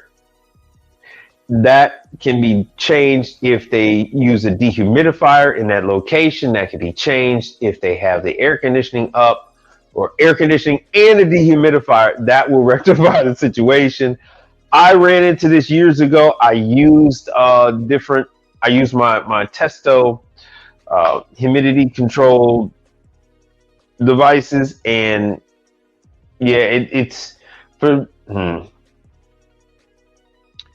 It boils down to this, that, you know, how the place is set up, how the environment is set up will dictate how the equipment operates. And as you can see here, these are not cheap. 2-door is $4,500. 3-door is $5,600. And the number of calls you will receive in the summertime will be that these bins will collect moisture. So like I said before, things like making sure that they have the doors closed, that they have air curtains, especially air curtains, and that they put in some kind of a dehumidifying system in there, and that will alleviate the issues. So he covers that, and he covers some other things that you need to go over with true refrigeration. Some of the things you encounter dealing with some of these pieces of equipment. Let me see here, and then we'll get back to. Let me see what they added with the service school. Okay, so you coming down British Columbia, Canada A. You don't have that till the 12th of 2 months from now. Miami. When the hell is Miami? Come on, man. When is Miami? Maybe I have to go back. When is Mississippi? Is Mississippi tomorrow? I mean, see, I'm telling you, it's not me. It's not me. There is some kind of an issue out there. Good suggestion. Having condensation in some 75-degree rooms with 32 door degrees drink cooler. That reminds me. So he goes over dew point. The instructor that I had, he went over dew point, not delta, dew point. So we covered some of those things and explaining that to the customer, dew point and condensation, blah blah blah. And it's a good thing. I kind of felt like he was speaking directly to me, because that was an issue that I had to deal with. But the funny thing is, it's not funny because it had nothing. It's not specific to just True, but it is something that has been a little more pronounced once R290 has been a prevalent refrigerant. It wasn't really a thing before, so it's just weird. It really wasn't an issue before, and now it's an issue, which is why the customers are pointing it out. and it happens. It doesn't matter if it's true. It doesn't matter if it's a stainless steel bowl or if it's the acrylic bowl. It just happens.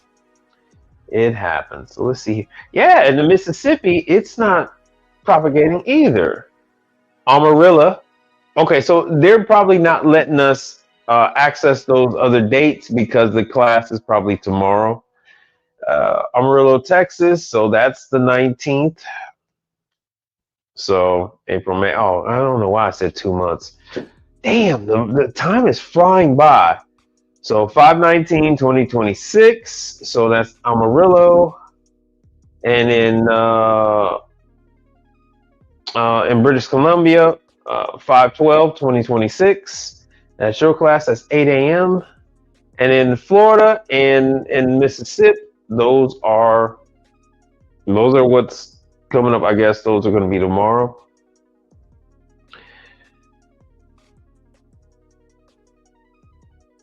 When the next one is coming up, I don't know. Hold on, let me see here.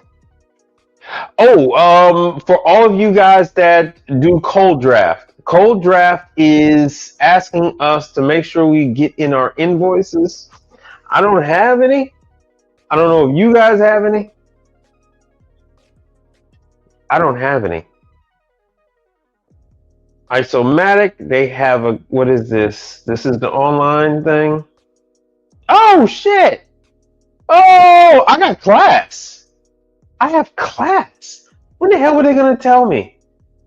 When the hell were they going to tell me?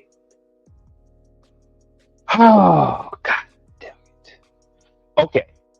So I have class next month on the 6th in a very nice area. Which date can I attend? What the hell?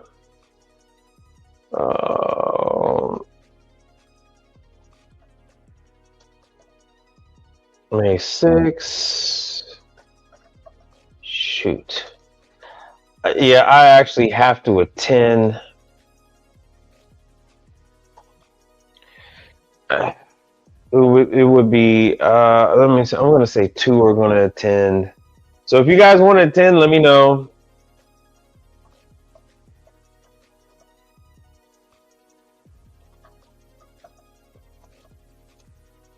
Just inputting my information.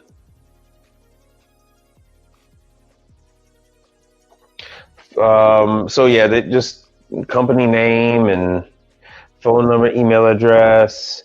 May we contact you, blah, blah, blah. Yes, you SOBs. Now, these are, it's odd. It is odd that this crazy that I just so happen to stumble upon that. Because I sure would have missed that. They skipped like the last 2 or 3 years with isomatic training. Isomatic has suffered a revolt, if you will. So we've revolted. We've committed a mutiny. There have been things going on that we as the servicers, oh damn, where's my hats? We as the servicers did not like. And therefore, we said, hell no, we won't go.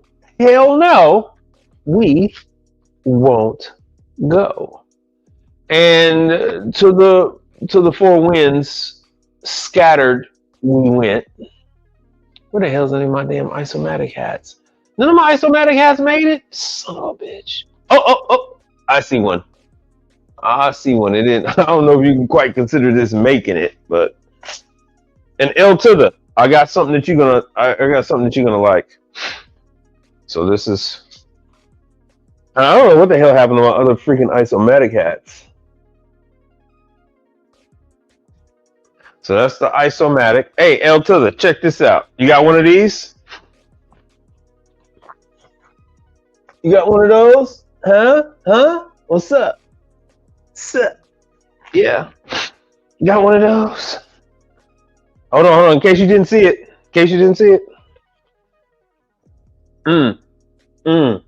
Mm, mm, mm. There it is.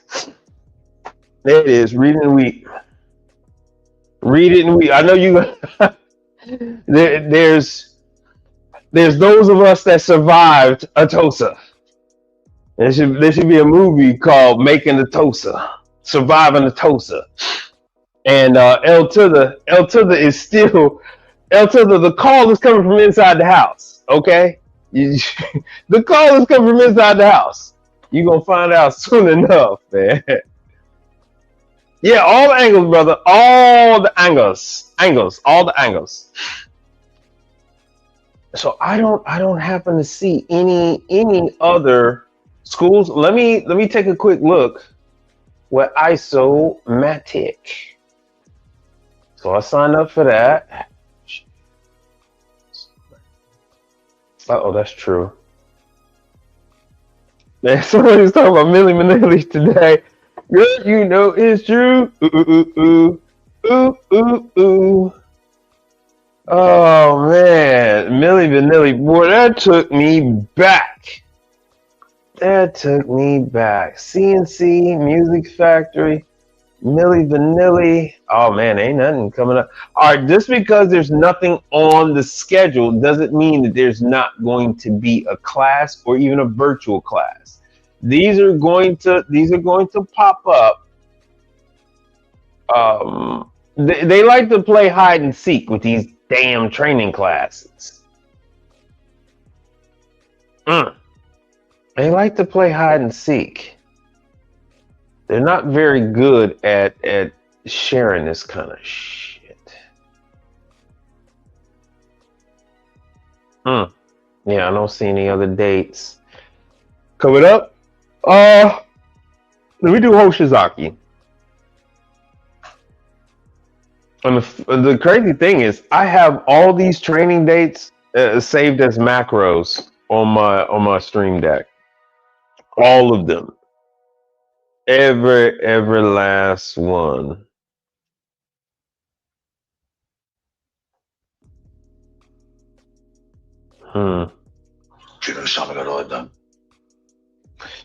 I got every last one of them, but if I were to do that, it would wreak havoc on the system. Okay. What is that? May? Now, these are the nice ones. These are the ones I have been on a personal jihad. I have been on a personal jihad. I've been on a personal jihad to bring back these damn Hoshizaki factory classes. So Hoshizaki has brought them back in person with the factory tour. Ooh, excuse me, sorry about that. One is ice machine, the other is refrigeration. Only 15 people. I have personally been on the jihad. So which one is this? Oh yeah. Reach in refrigeration. So May 6th is the refrigeration. Damn, I'm about to lose another light. And May 5th is the advanced. This is the one that you guys want. This is the advanced class. This is the sweating with the oldies, Richard Simmons. This is the Billy Blanks. You know what I'm saying? This is that one. This is the one you want. It's the one you want. 15 people. Advanced ice machine training. Damn. And another one. And another one. So what we got here? You said you about to cash a check, huh? Oh, let's see here. I might slide out to that training. Yes, this is the training that, I can wholeheartedly endorse. You know what I'm saying? You got to have vision. But I will tell you. Exactly. Where the hell he at? Where'd he go? Where'd he go? Alex. Computer said, If I throw a dog a bone, I don't want to know if it tastes good or not. Yeah, that's on you. You got to go ahead and do it yourself. Yeah, this is one of those things. You want this training. This is the hands-on advanced training that everybody been asking for. They set up the equipment. I haven't attended this training, and this is something I really should do. I don't know when they're gonna do. They appear to be doing these classes like every other month throughout the year. They reinstituted this. Let's see. It doesn't exactly state that. Hold on a second. That out. Damn, you know these people make hundreds of millions of dollars. Hundreds of millions of dollars, and is it too much to populate the goddamn calendar? You know, because just everyone is just gonna come flooding the factory. Like, oh yeah, ooh, when is that date? Oh yeah, I can't wait to go. Bruh, this is crazy.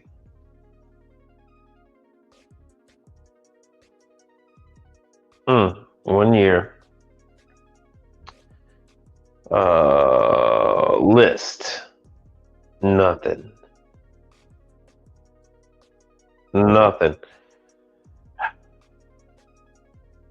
Yeah. So this is it. Well, I'm telling you, this is it. Where the hell is it? Where the hell is he at? This is it. I'm telling you, this is it. This is all I got for right now with Hoshizaki. This is all I got. But this is pretty good. You got to travel to get there. You would need to verify. I would check with them to see when they're going to do another class. Hopefully they get enough people bothering them, pestering them, and then they will populate the calendar again so I can tell you guys when the next class. But I've told you guys about this damn class previously. Is there anything else?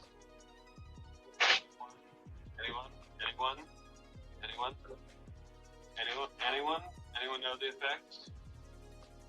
Nothing. You know, I got no other questions. Nothing. I don't know what to say about y'all. Anyway, yeah, May. Intelligent contractor certification class. Schematics. That's May 22nd. 2-day class. Most of these you gotta no. These I'm fairly certain that you have to go to Georgia. You got to go to Georgia to attend these classes. Yeah, but it is well worth your time. This is best in breed. This is Heatcraft. I'm showing you. Heatcraft is best in breed. This is going to be for your walk-ins. So if you are a glutton for punishment, but the money is good. The money is good. I'm going to preface this by saying your weekends are no longer yours. Your evenings are no longer yours.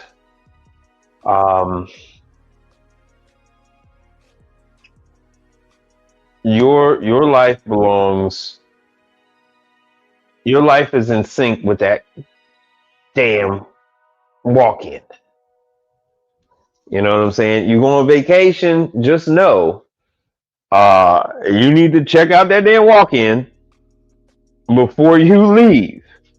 And you need to have somebody on, as a backup.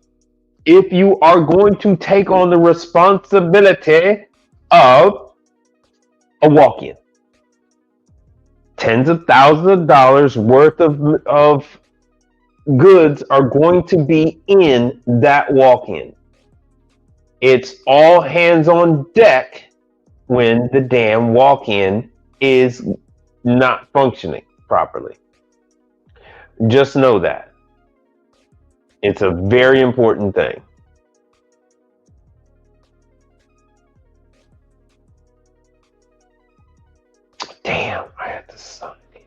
All right, let me go ahead. I don't have any other link for that.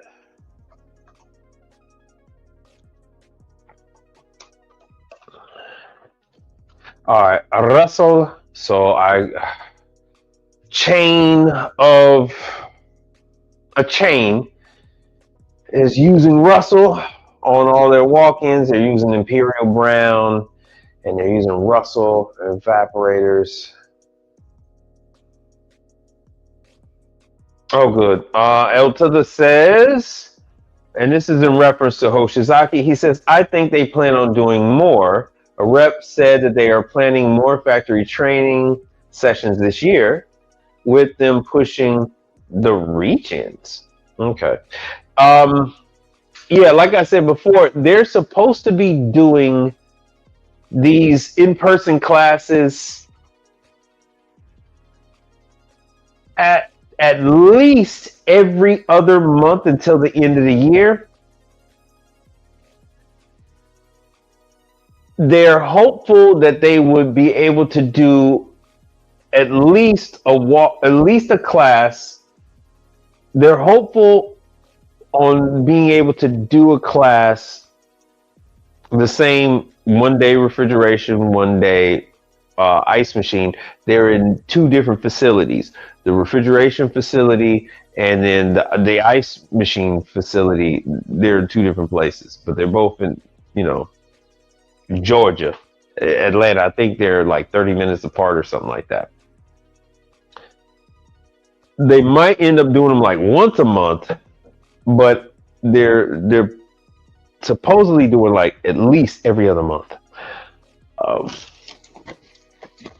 have all kind of materials over here as I get my stuff together. Old Scotsman books. This is what you can pick up at your local Hoshizaki distributor. You can also download this from the Hoshizaki site. This is an older book, a little worn as you can tell. It's an older book. It gives you step-by-step on how to clean Hoshizaki units. Like I said, this is going to be a little dated. None of the new models that like the DCM 271 is not in here. A lot of the new. Oh shit! Oh, this is in here. Wow.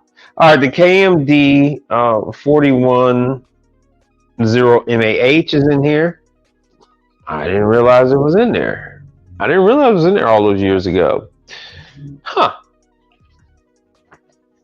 Damn, I used to struggle to figure out how the hell to get that damn sump out of there, and I had the damn book the whole time. Oops. Where's the float drain, water shield? Oh wow, these were in there. Damn, my bad. Oops. So all of these are there. This is free to download. You could print these out at FedEx, Kinko's. You could print these out at Walgreens, CVS. They will print these for you. Office Depot, Office Max, Staples. They will print this for you if you like to a hard copy and don't want to use up the ink in your printer, or just say you don't have a printer. You can actually just have these printed out. These are for, is this a DCMs? Yes. Green, gross green is for the DCMs. I need to call these damn critters. Yeah, I was just doing my Istro today. So I made some adjustments on the Istro. Shit, damn you, man. I know. Eltada says that I should get bulk ink. Yes, I know the bottles and stuff, and then you can refill it. I know, brother. I know. I'm working on it. But here's all the stuff. So I had these at one point in time. They were flooded with these at the distribution location. They had these And unfortunately, I would have it in my van, and water would spill on it, and so it doesn't look that great. But I do not think they updated this. Huh, wow. 2018. So I'm pretty sure they have some new ones. And dude, I used to bitch at those. She's like, man, how come y'all got this and they didn't even have the instructions? And they did. Ooh, they did. Damn, I had already started on this damn heat crap shit. I mean, Russell. What do you think? You want me to get into Russell, or you want me to go back to Hoshizaki and cover where the instruction sheets are for cleaning? Let's see what you guys got to say, because if you guys don't say anything, I'm going to go back to Russell. That didn't sound right.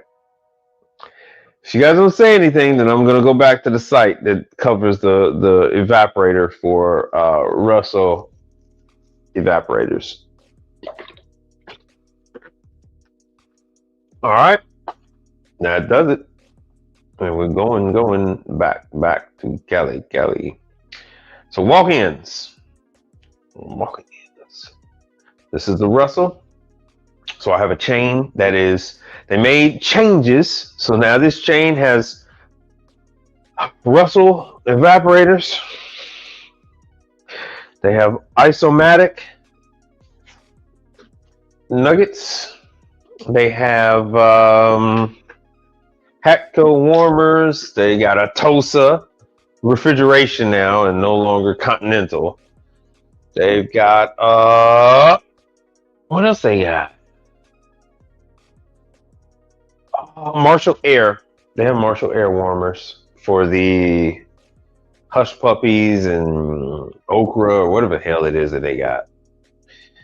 So this is Russell walk-in. So I got to deal with this. They're using, they're owned by Rheem. Rheem owns them.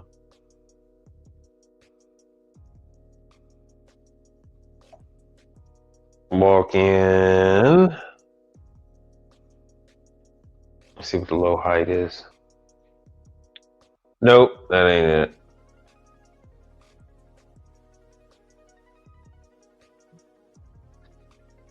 Woo, we're already at 9:30. Damn, I'm gonna have to wrap this up. Start to wrap this up, man.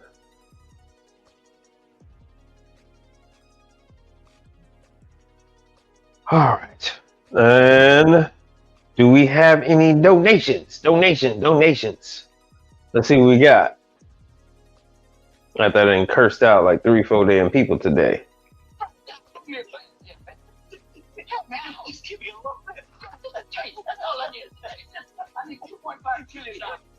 Let's see what we got. So Russell is available. The parts and everything is from URI. Installation manuals and all this other stuff here. Everything is there. A2L. All their stuff. They're using the walk-ins. Let's see here. Central mount velocity, next gen. So this is the controller. Yeah, this is exactly what I'm dealing with. The EcoNet enabled controller and command. Yeah, I'm dealing with that bullshit. So this is the manual for the one I'm dealing with. Low profile cooler. There's everything you need. They cover general maintenance, the full 9. There's your schematics until your heart explodes. The hell's that? Brother, I don't know what the hell these damn emojis are that you putting on the damn screen. Pause. Yeah. I said pause because it didn't sound right. Had to figure out a different way. Wiring with 208, field modified. So all the stuff is there. They do have tech support. You can talk to them. There's electronic defrost. I'd have to see the unit I got. The installers put the damn They wired the box right in the back, right over the model number. I had the serial number, but not the model number. You would have thought that that'd be helpful, but that wasn't. So there's all the part numbers for everything. The whole nine. Now this applies to guys all over Texas. This one particular chain has got this. This one particular type of walk-in, but you're going to see this walk-in all over. It's not like this is a new model, new brand. It's a very older brand. And there's the phone number.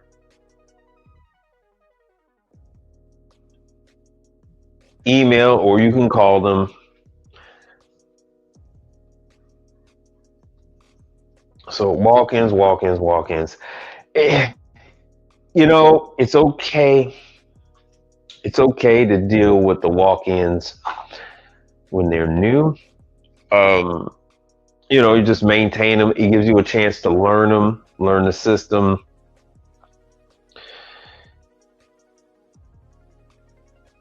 But if you don't get them new, it's going to be a little rough going. But if you get everything new,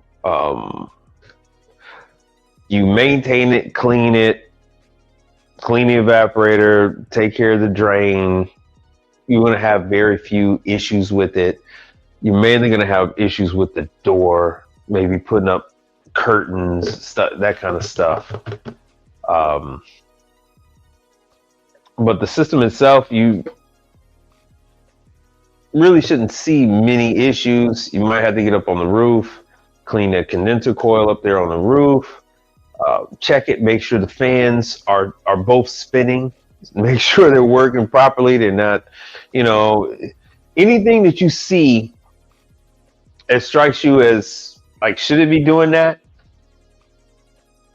Usually it should not be doing that. All right. So if you see something, say something. If you see something, call tech support, say, hey, are both these motors supposed to be spinning at the same time, or is one spin and then the other stays and only kicks on under certain pressure conditions? And they will let you know. See something, say something. Don't wait until it's August. Don't wait until it's July. And now you got to get your ass up there on the roof in July at noon. And you're damn near passing out on the roof because you got to change the condenser fan motor. Brother, thank you. Man, you didn't have to do that. Brother, thank you very much. I appreciate that. I appreciate that. All contributing towards the oh, matter of fact, shit. Damn, I could take off the YouTube ads. Nope. Shoot. It won't let me do it. Damn. I'm sorry about that. I was trying to take the ads off and on. If I don't schedule the live to come on, I can take the ads off and on. It's a weird thing. Maybe they'll fix that. But yo, hey brother, thank you for helping me in the show like that for the printer fun. Yeah, you're funny. You're funny, brother. You're funny. Walk-ins. The let me see if Russell has any freaking classes. I don't know if they do, or if URI, or I don't think Baker does any Russell classes. Oh, let's see here. I know, yeah, every now and then I'll cover something that you guys haven't seen before. I like to get you guys all on one accord with the usual suspects before we start working into this other stuff. And it's funny because I do have to submit a claim on Istro. I'm doing an update on a water and ice dispenser unit that I installed. Let me see, how do I submit it? And that's what Russell told me. They said because the unit I looked at has a P1. I think it's a P1. It has a P1 error. So they were like, yeah, you know, shit, just go on there and fill it out online. Everybody's saying the same thing. Just fill out the damn thing online. I got to do the same thing with iStroke. They're like, fill it out online and we'll pay it. They don't give a shit. There's so few servicers now. They're like, fuck it, just do it. And so for you guys, here's the labor costs. There's the material cost. Total cost of the claim.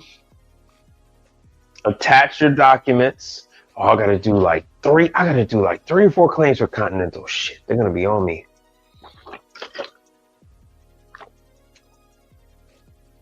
So you fill all this stuff out. I'm gonna go back on this unit once I do I'm doing a water sample. Oh damn, that was so small, my bad. I gotta do a water sample, send in the water sample. Matter of fact, it's right here. So this is for that location. I'm gonna send that into the filter company, and they're gonna tell me which filters are gonna work best at that location, because they're already destroying their Hatco flavor saver units. They're already causing damage to the isomatic unit. Just anything connected to water. The bun, they have 3 bun units, one for making tea, and the other 2 are hot water boilers, and they're absolutely wreaking havoc on those damn units. Just messaged you. I sent off for a service partnership with a manufacturer you mentioned during the stream. All right. You want to mention who it is? I mean, I mentioned it on the stream, so it shouldn't be some kind of secret squirrel type deal. Oh.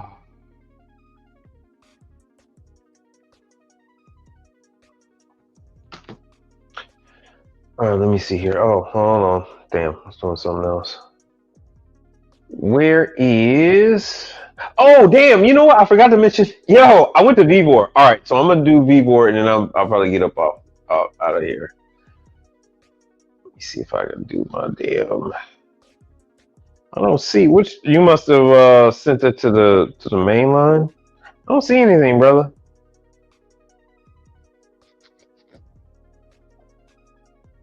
The hell did you message me with? Where did you send the message to? Oh, okay. Oh, you just now signing up with Hapco? Just now? Yeah. Yeah, Hapco is I always talk about Hapco. Yeah, I always talk about Hapco because Hapco normally has you just pull out the cassette, but you know, this new situation with the friction welding, and mine, it came apart here. Mine, it came apart there. So this new situation with the friction welding, they want us to fix these out in the field. Ordinarily, we would just pull out the cassette and then just install a new cassette, especially when it comes to Walgreens. No, especially when it comes to Walmart. But I think they're losing that to True. True is really taking over on those pharmacy deals. Oh, here's a good one. So I've showed this to you guys many a time. So this is how a drain yodel loop can look. So I do my best to try to keep as much data with it that came with the units, so for future reference. And then I'll you know, keep it so that it doesn't have any contaminants. When I use original corks, the plugs, they always come off, they always slip off.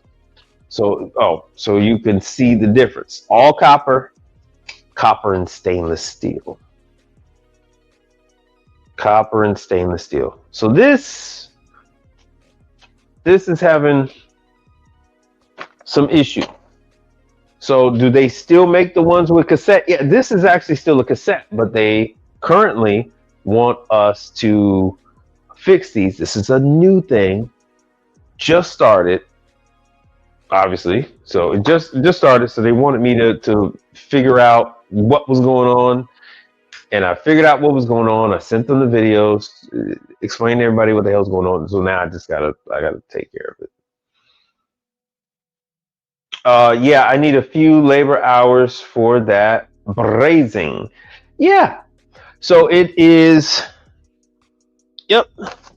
So what they want you to put on is they want you to braise this in, and then good practice is to they want you to put in a new dryer. So 1, 2, 3, 4, 5. So you'd have to braise in. No, you'd have to braise in 5 areas.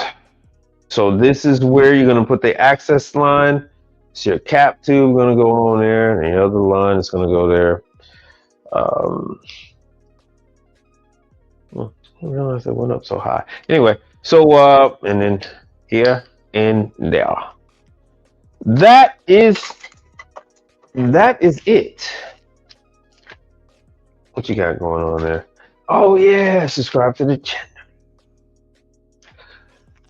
Oh no, I've been rough on y'all lately.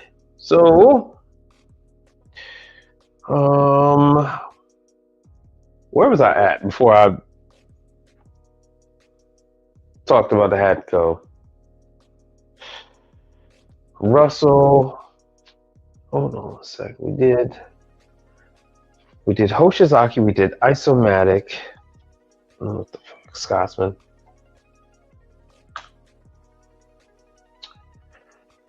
Make sure to tell you guys whatever's going on with Cold Draft. Please submit whatever outstanding invoices that you have. Please submit them or resubmit them.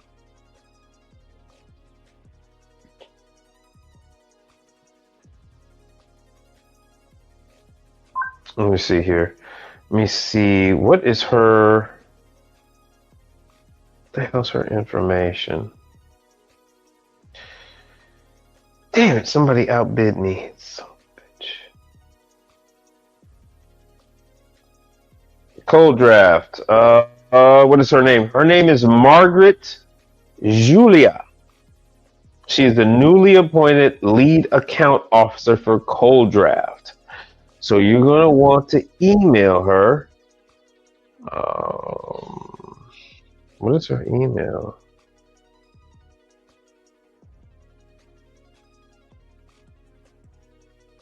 Yeah, you're going to want to email Margaret Julia and get your invoices in. What is it under news and events?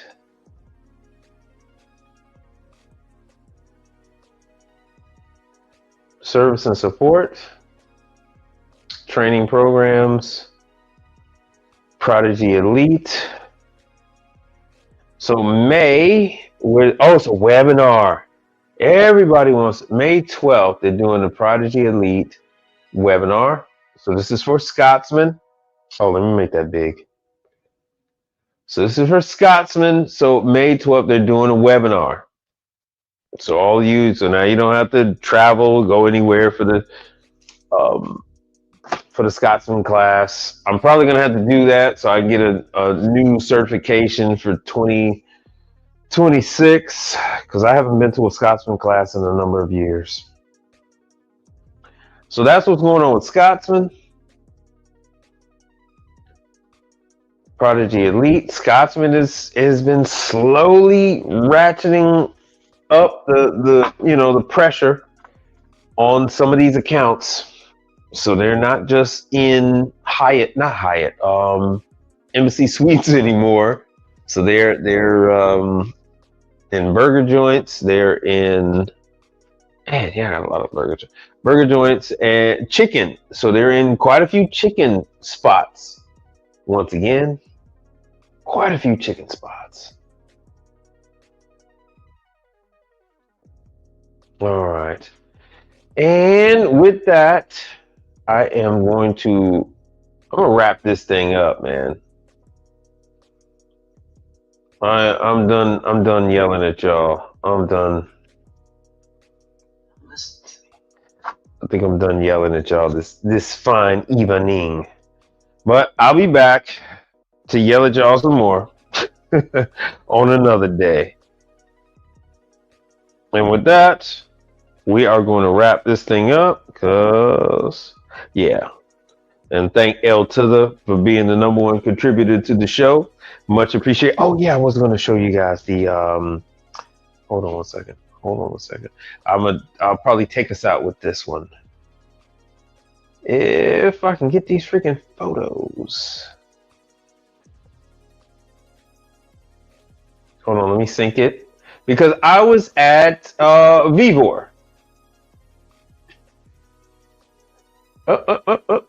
Is that Vivor? Yeah, alright, they synced up. Hey, here we go.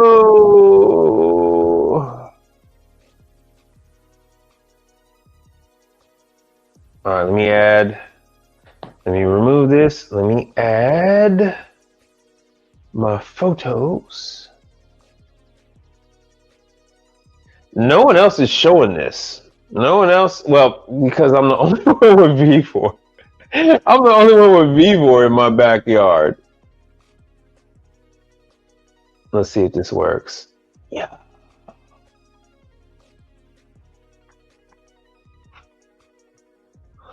Let's see if this is working. Is it working? I guess it was. Did they have... No, they didn't have the e-bike.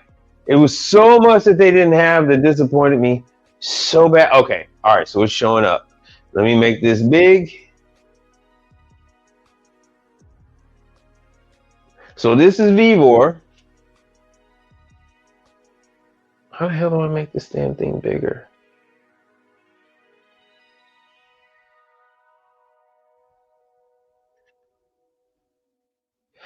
Augers,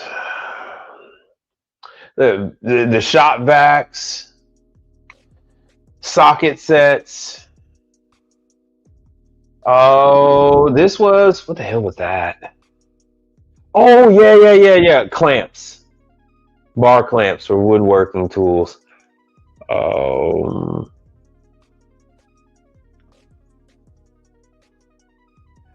welders. So here we go. So we had the what was that? MIG, yeah, the MIG welder. Planers. Oh damn, I got planers twice. Planers, a much better price than Northern Tool, much better price than the Craftsman at Lowe's. That is the, I got a better picture of it. It's no, that is the cheaper one. Because they have that one and they have a 2-motor one. Hand planer. But this is corded. I got a lot of corded stuff. Solar mounts. They have PEX. PEX B. They have PEX B, red, blue, and white. All of these are push-on fittings.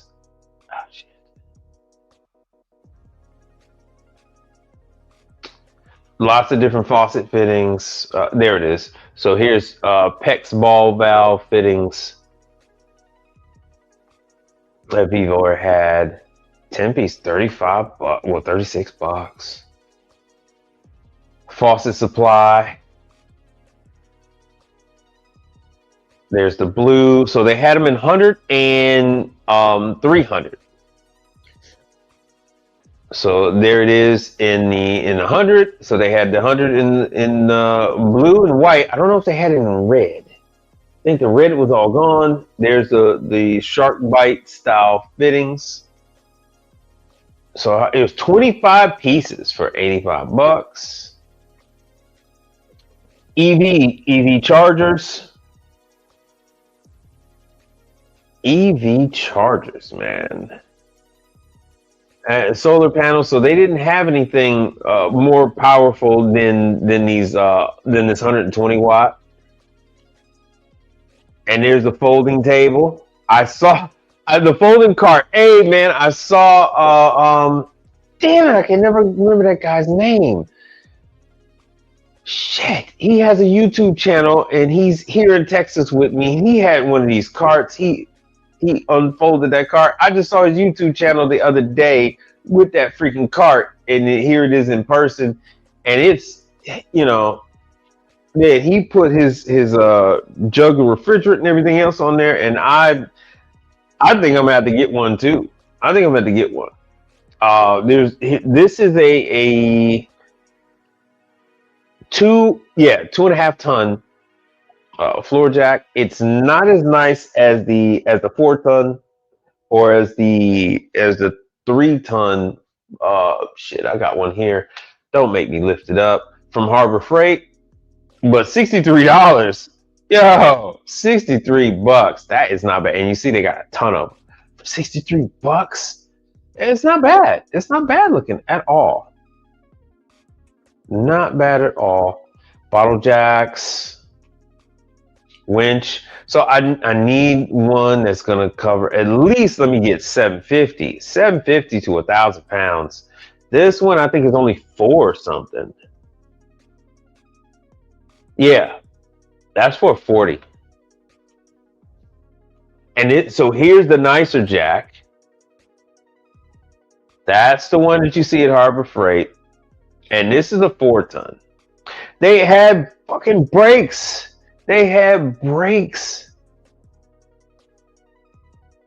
Dude, they had brakes for the Lexus. Disc and pads. Yo.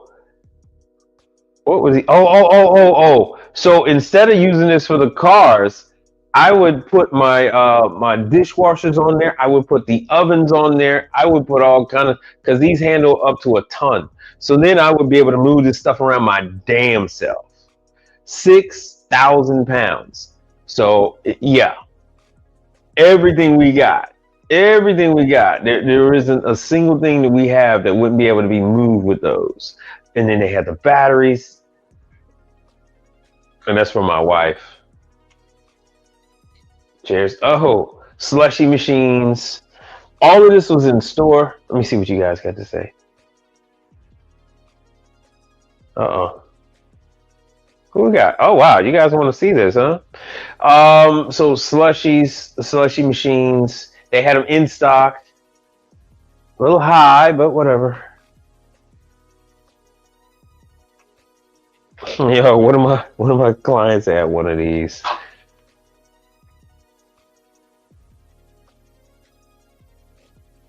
I think that one was at the, yo, I was telling my wife, I was like, man, I normally bid on these at the auction and I always miss out on them. But this, what was this? These are 100? Yeah. They usually go for 100 at the auction. A little bit more than 100. So that's 180 for the VVOR version. I'd rather just go ahead and get the VVOR version and call it a day instead of going to get the Cambro one, paying, so they had all kind of stuff. This for the steaks. Here we go for then this was $1,000. Yeah, $975. But not bad. Then they had the little Uni knockoff. The little Uni, $169 for the little Uni. Then they had the Uni Wop, the step up, $235. And they had plenty in stock. There's the steak grill. I wonder if it had like a catalytic converter to it or something to get rid of the smoke. I don't know, but they had plenty of stuff. And what were these?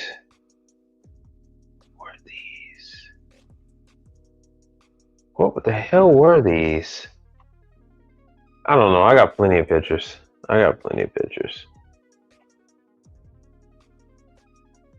Blowers. So in our business, we're dealing with water on the floor quite a bit. I got to do some stuff at Target. I got some units at Target I got to do, and there's going to be water on the floor.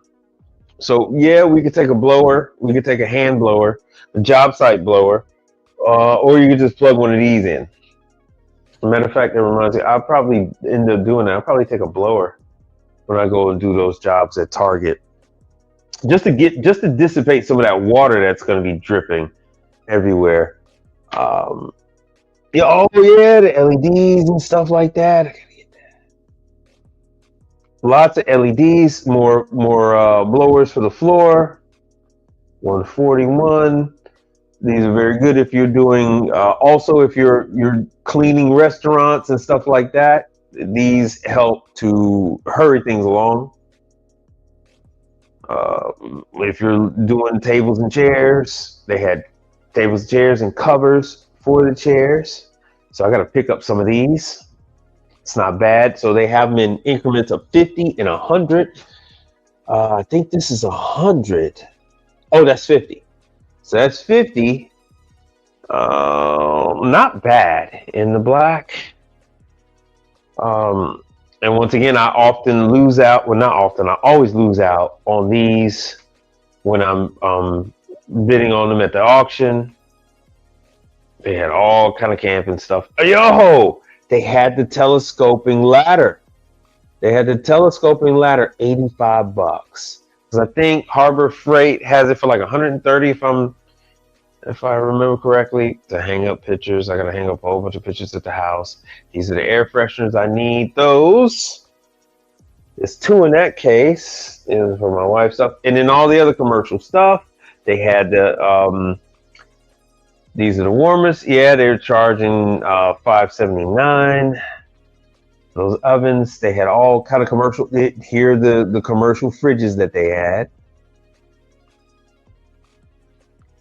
The labels are on the back.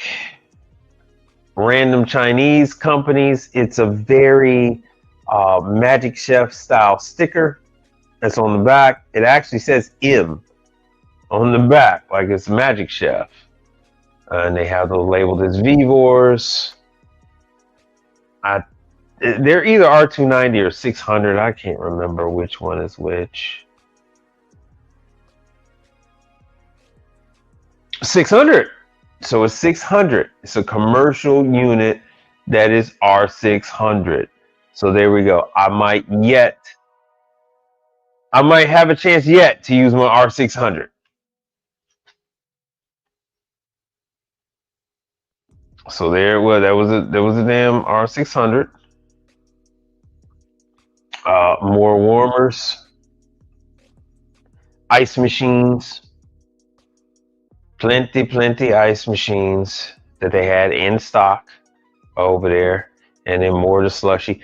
The hot tables, steam tables.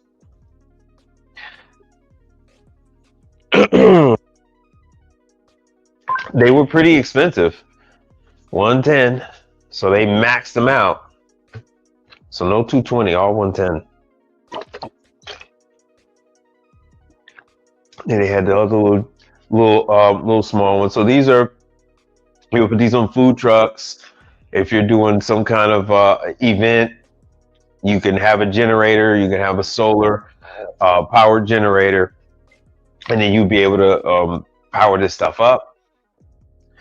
The popcorn machines were gone. This is the little one.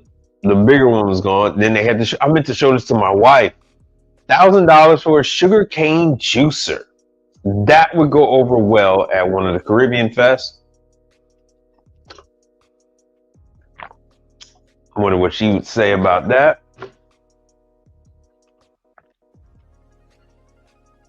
Oh yeah. Oh, they had the orange juice extractors.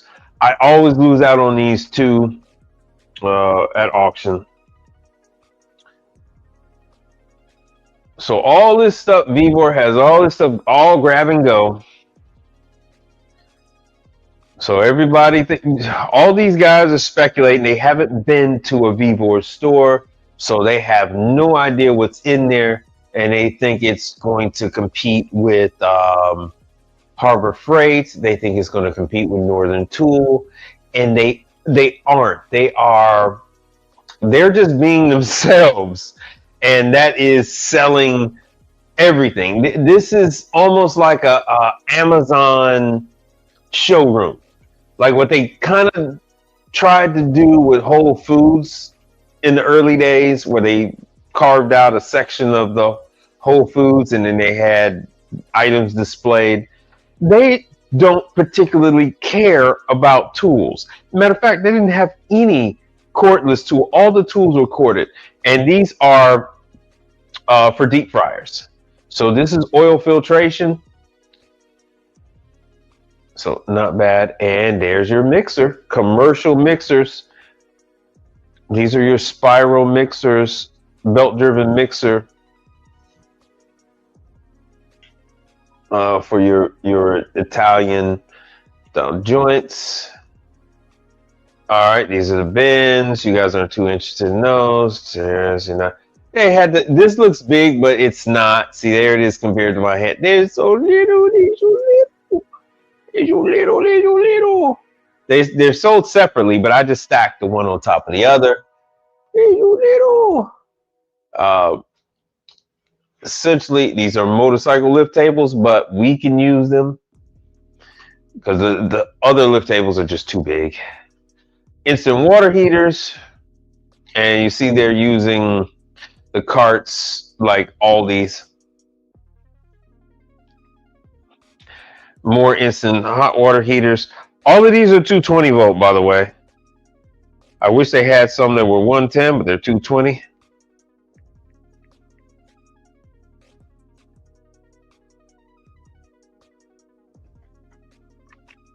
Over the prices were kind of high on those.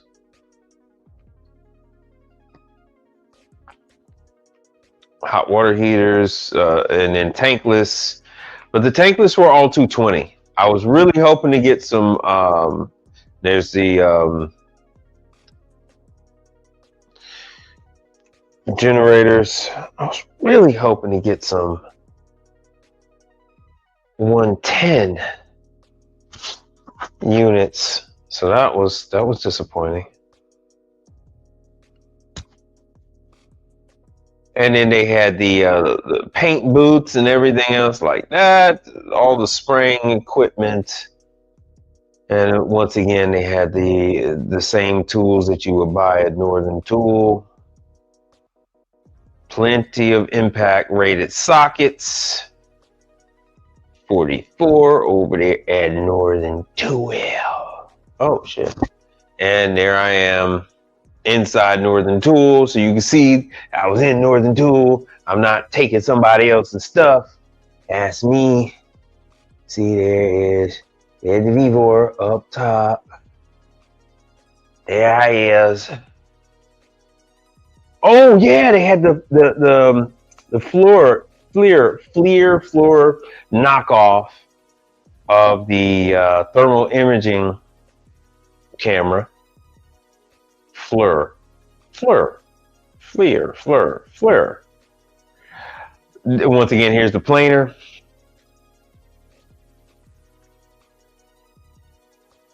And so this is the less expensive one. That's $309. The other one was a little bit more, but it had 2 motors. Oh, the drill press. I didn't bother to go take a look at the drill press. Yeah, so it was a little bit more, $339 for the 2-speed. Oh damn, I'm going back, my bad. Oh yeah, I had to worry about Sunny Sky. So that's that. That is that. All right, and with that, you think that was wild, huh? And with that, I am going to wrap this up. I thank you all for being here, being involved and being active on this YouTube channel, as said by CGA. Being involved and being active on this YouTube channel, we'll welcome back. Thank you all for contributing to the channel. I really do appreciate it. Keeps the channel going, keeps the lights on. And with that, I'll see you guys on the next one. Peace out. Oh damn, I didn't even put that on there. Peace out.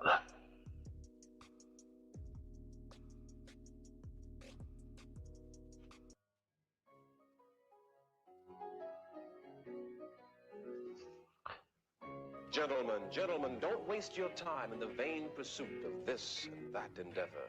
To be high on hopes and illusions. To be high on hopes and illusions. To be high. Let's talk about something important. Are they all here? All but one. Well, I'm going anyway. Let's talk about something. And I'm here on a mission of mercy. I got your attention now? Good.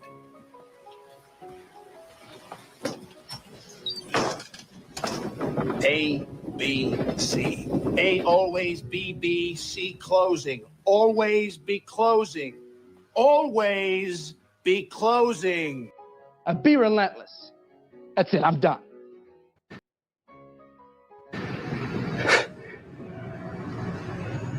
I haven't got time for this Mickey Mouse bullshit! We are same, but different, but still same. Ha ha.